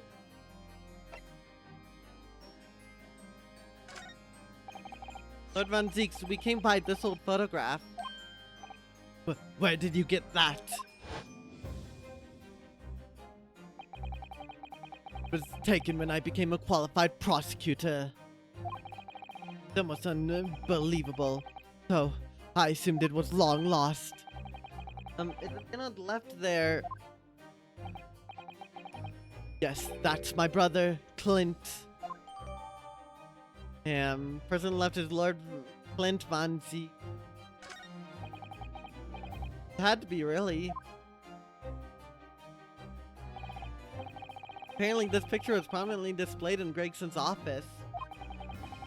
He had a deep respect for you, you know. Were you aware of that? Respect? That's nonsense. No, we've heard somewhere someone tests to it very clearly. Inspector Gina Lestrade, no less.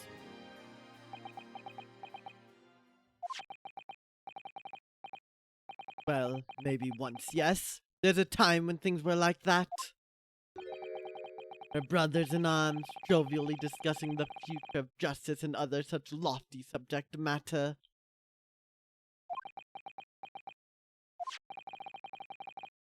That was a nice glimpse of the past. I thank you. I feel as though I got a nice glimpse of the past then too. There's a glimmer of light in his eyes, a brief twinkle, an insight into the true nature of this man known to all as the Stone Cold Reaper of the Bailey.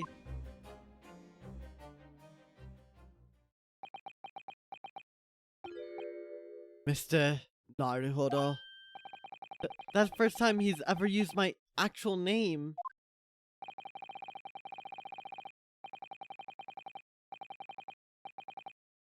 I've lost all confidence in my country's justice system. I don't trust the police, judiciary, or lawyers. But there's still one thing I'm willing to believe in. What's that? That which you see in the eyes of another across the courtroom. A simple determination to know the truth. Lord Von Zeeks.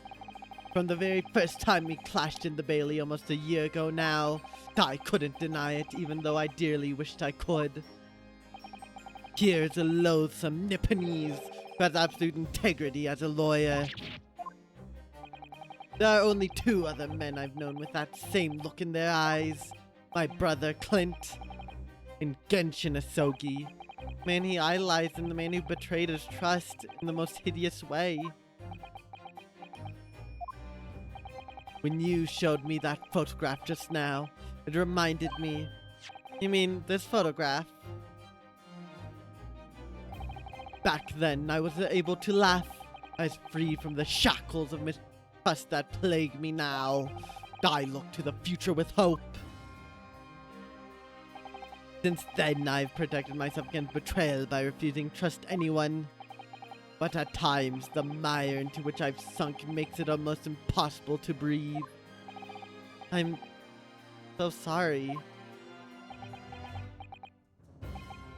So, Mr. Naruhodo, I want to believe in that look in your eyes. I need to believe in it.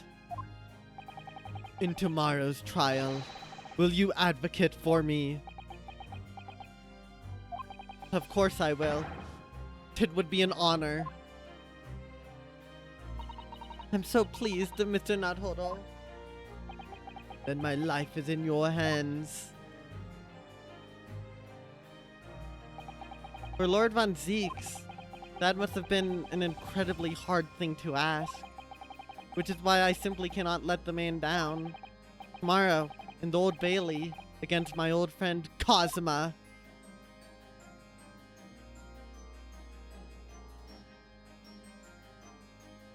It is Turnabout Goodbyes 2.0. I wonder how they're gonna make it even more unique at this point.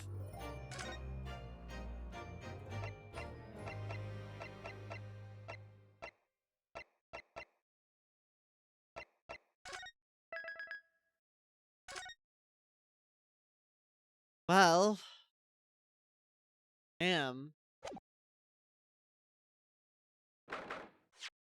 I think we're gonna call the main story there. We still have an episode we can do, the bonus stories. I want to do one of those.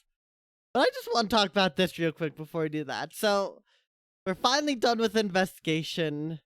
Wow, Gregson's dead. I'm never gonna see him infinitely eating his fries again. I'm so sad. Cosmo's a freaking prosecutor for some reason. Well, I mean, probably it seems to be revenge or whatever else. But he's still being really cool to freaking Ryunosuke. We have Von Zeeks, which is gonna be the defendant. Just like, Turnabout Goodbye, Phoenix and Edgeworth. which is one of my favorite Ace Attorney cases, and it definitely has very little to do with the fact that you interrogate a parrot during that. It's just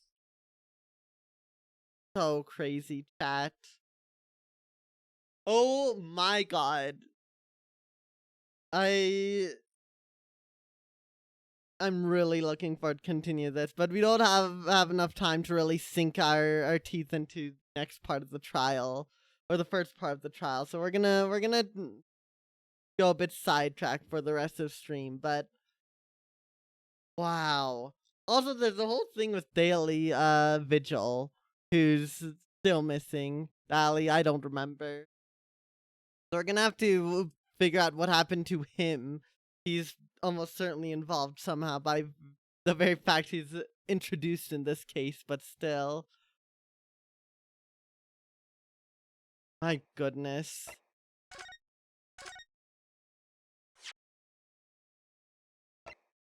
I'm pretty sure I saved, right?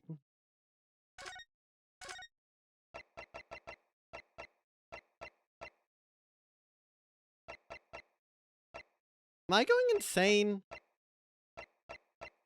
No, I did save, yeah.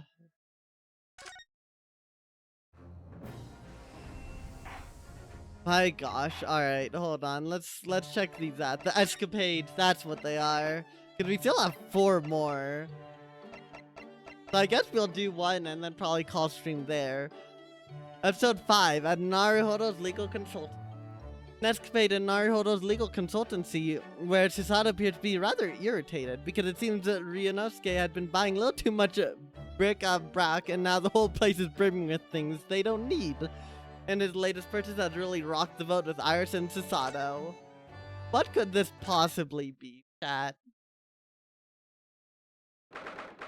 5th of March, 2:40 p.m. Naruhodo's legal consultancy. Hello? I'm back. Oh, hello, Mr. Naruhodo. Did you have a good outing? Hi, Runo. What's the matter? Your eyes are as big as dinner plates. Iris, I wasn't expecting to see you here. I just made some tea, Mr. Naruhodo. Would you like a cup? A cup or two? Yes, definitely tea. Haha. Alright, Runo, what's going on? You're acting extremely strangely. What? Me? No, not at all. I'm as normal as normal can be. Normality itself, see?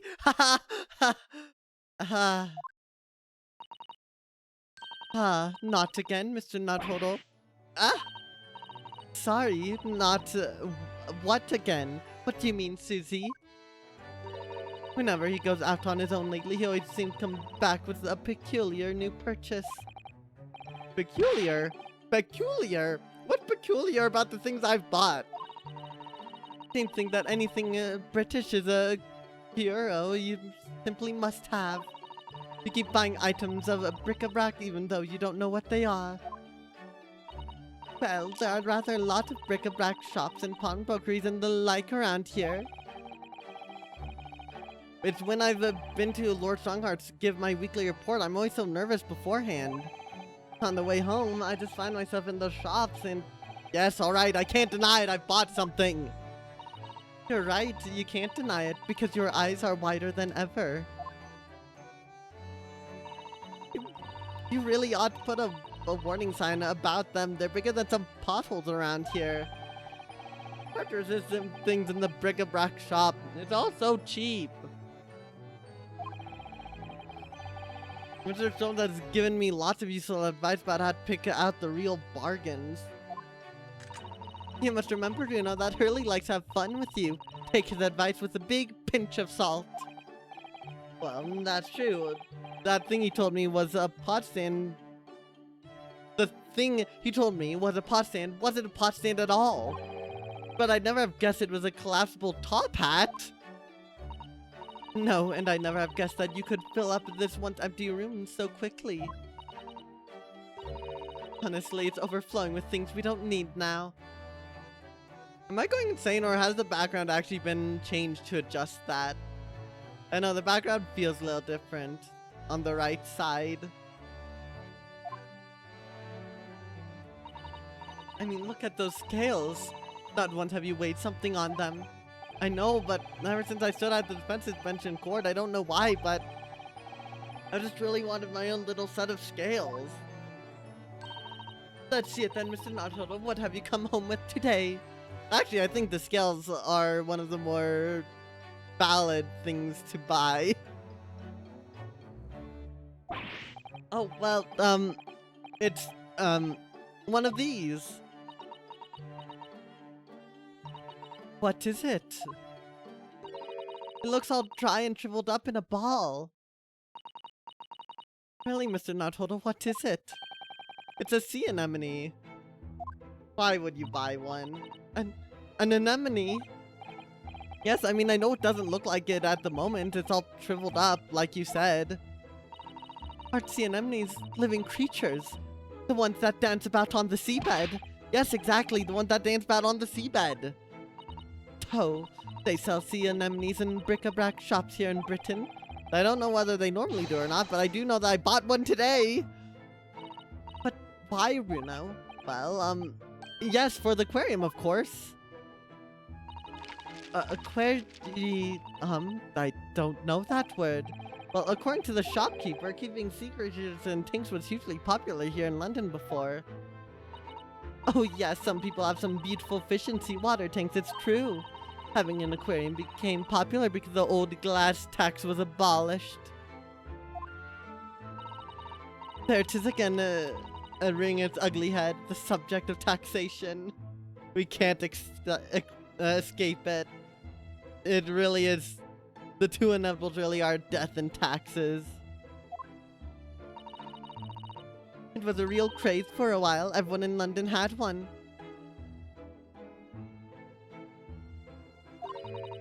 For a while? Yes, it didn't last long. People's enthusiasm soon waned. It's just far too much work to be changing the seawater regularly in a city like London. Never a truer word said, I'm sure. You'd think we might have realized that from the start, really, wouldn't you? Anyway, that was long before I was born. So now everyone jokes that there's an unloved aquarium covered in dust in every attic in the capital. And it's true, there's one in this attic too. When I told the man in the bric-a-brac shop about it, he had these words of wisdom. That's why this is the age of the sea anemone. Then that made a lot of sense to me. It made sense to you, did it? But Bruno, this anemone is completely dried up. Just need to soak it in water overnight and it'll be as good as new. That's what the man said.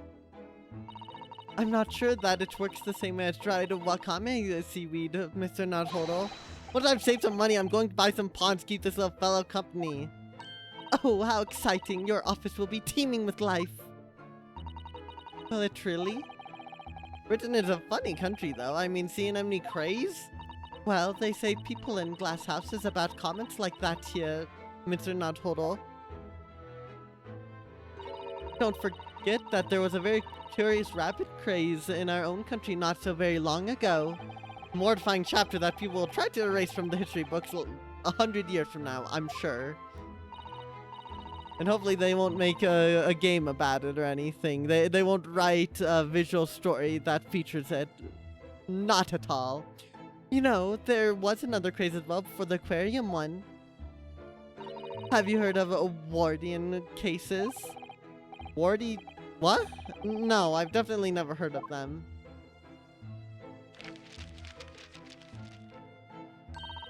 They were little glazed cases for growing plants indoors, I believe. Oh, I see, for plant lovers who raise their favorite tropical plants. That's right, like different types of ferns. Ferns? You mean those rather dull plants with lots of fronds for leaves? They're not dull at all. Ferns are lovely plants. I think people wanted to recreate the exotic foliage of the tropics in their own homes. So they grew ferns? I mean, ferns. The anemones Londoners certainly have a knack for the obscure. Well, thinking about it, My grandfather loved the moss on his bonsai. He looked after it better than the trees. Seems like the more obscure something is, the more it interests people. Maybe. Anyway, the Wardian craze didn't last very long. Now most of those little glass cases are just gathering dust, I think. But haven't I seen one in your room, Iris? Oh, very observant of you, Susie. Yes, that's right. Mine's certainly not gathering dust. I grow tropical herbs in it. Well, Mr. Nodhuddle, I really must ask you to stop all this frivolous buying of strange things. Yes, all right. Sorry. Just that, well, think about Mr. Shulm's room. He has all sorts of peculiar trinkets lying around. Oh, well, yes, that's true, and they seem to be growing in number. Recently, I've noted a blowpipe, a few beryl crystals set in a twisted piece of gold, a gold-rimmed pince-nez. I spotted a small gramophone record in there the other day, so I slipped it on to the gramophone, but it's just a whispering voice saying Norbury and nothing more. What could it possibly be about? Those are all mementos of cases that Hurley solved over the years. Exactly, that's what I want to create in here. That sort of atmosphere.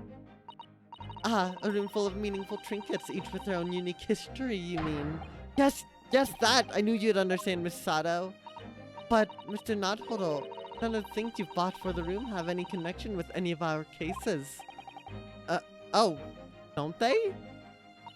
Well, for example, take that splendid, but rather weather-beaten top hat.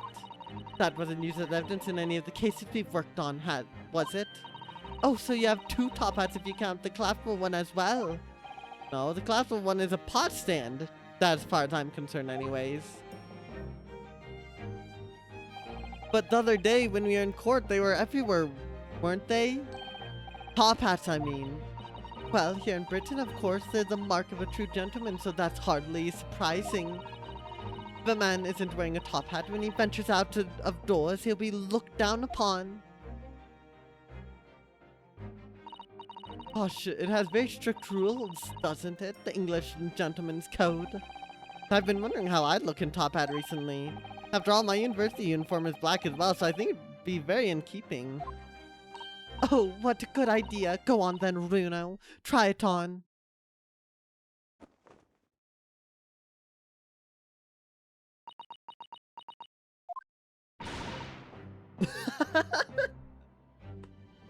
The lesson here, I suppose, is that the juxtaposition of student and gentleman is just so strange and wrong. Well, I'd rather it didn't suit me anyway. I mean, these hats are ridiculous. I'd be willing to bet every foreigner who sees one of these for the first time thinks exactly the same thing. Why'd that man wearing a chimney on his head? People in glass houses, remember, Runo? What do you mean? Well, what about Japanese Tonmake top knots? Those haircuts are the height of ridiculousness. Ugh. True. At least you can take a hat off once you have a chonmage. It's a chon your head for good. I'd be willing to bet every foreigner who sees a chonmage for the first time thinks exactly the same thing. Why that man wearing a cannon on his head? I suppose that's what it means to have different cultures, isn't it? Lesson is Ryunosuke needs a chonmage top knot. On subject of hats, the one Mr. Shulm always wears is really very strange, don't you think? I beg your pardon, Mr. Nodhuddle. What a thing to say! That hat is the very essence of Mr. Shulm's. Yes, without his deerstalker, the great detective would be unrecognizable. What, a deerstalker? That's a surprisingly swanky name. It's a hat of a hunter, just like the flat cap. I made up my mind long ago to visit Regent Street and buy one for myself. Not sure it's going to fit over your hair. Well, I think it's perfect for a great detective who stalks his criminal quarry. What do you think is strange about it anyway? Well, you've seen it. It has two brims, one at the front and one at the back. Why do you need two brims on a hat? Surely one at the front is enough, no? One moment, please. If you ask me, it's just Mr. Shulm's madcap personality coming through. I bet so that he doesn't have to think about which way Rand put it on or something like that. Mr. Chom does not have a madcap personality. He always has a clear head.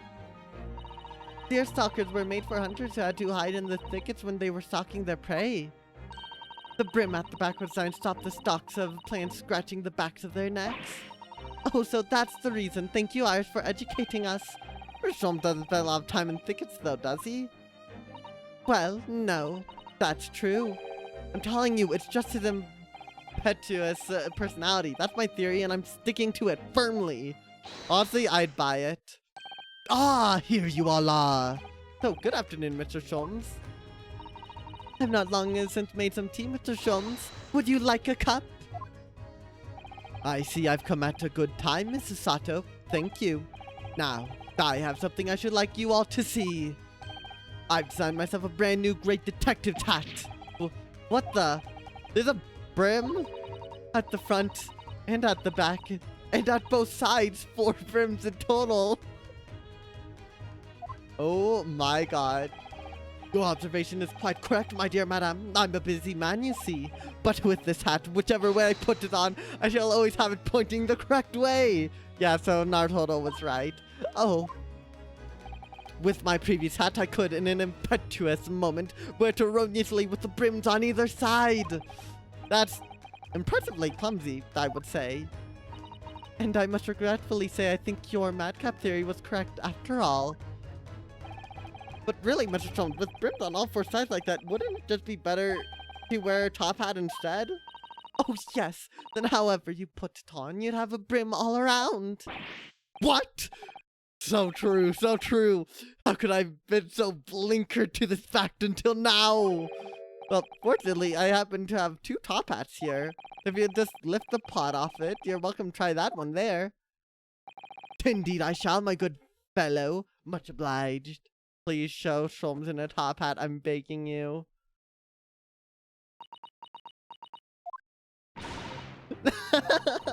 Oh dear, Hurley. It looks terrible. More terrible than I could possibly have imagined. Oh, that's not good. Maybe it's because of your long face. Paired with the tall hat, it just doesn't work. Well, I think it's very nice, Mr. Sholmes, even if it will have the whole world in fits of laughter. Damn it, I'm so sad. Ugh, I should never have meddled with it. Give me a deerstalker forevermore. And give me my regulation university hat forevermore. There's still hope that you'll graduate one day, Mr. Naruto. Don't give up.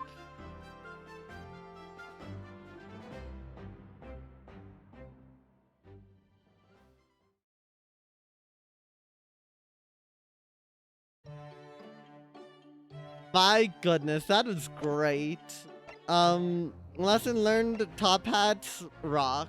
That is my takeaway. But you know what? I think that's a good note to end on. So, thank you all so much for watching. This was a great time. An absolute freaking blast. I am so excited for what is to come in the future with this game. Like, genuinely, this feels like a final trial kind of thing. But I don't know at this point what exactly to expect. You know what? We're just gonna have to try to hurry on over to it. Of course, we are going to be live with the game next 1 week from now, next Wednesday, as I'm streaming this game every single Wednesday until completion. I will also be live again this upcoming Friday with Hollow Knight Silk Song.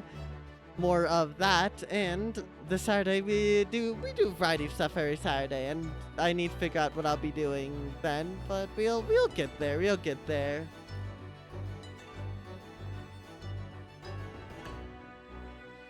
No, it's been a while since we rated this person. It might be a good thing to do that.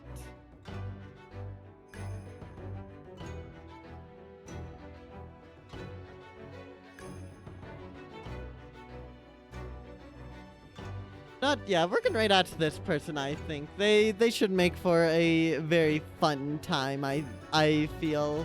And I'm pretty sure it's been a while since I last raided to them.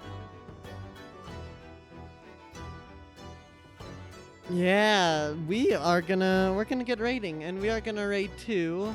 Oh, wait. Oh, I need to get past the ads first. Come on. The ad froze. There we go. Perfect. Okay. We're gonna be raiding out to the one and only Stampy Coolcraft, who is currently playing Lethal Company with a few other very, very lovely streamers. Two of which I recognize, one I don't, but they all deserve love. Every single one. So, without any further ado, have a good day, night, morning, evening, dark hour, whenever it may be, and I will see you all again very, very soon. Bye-bye!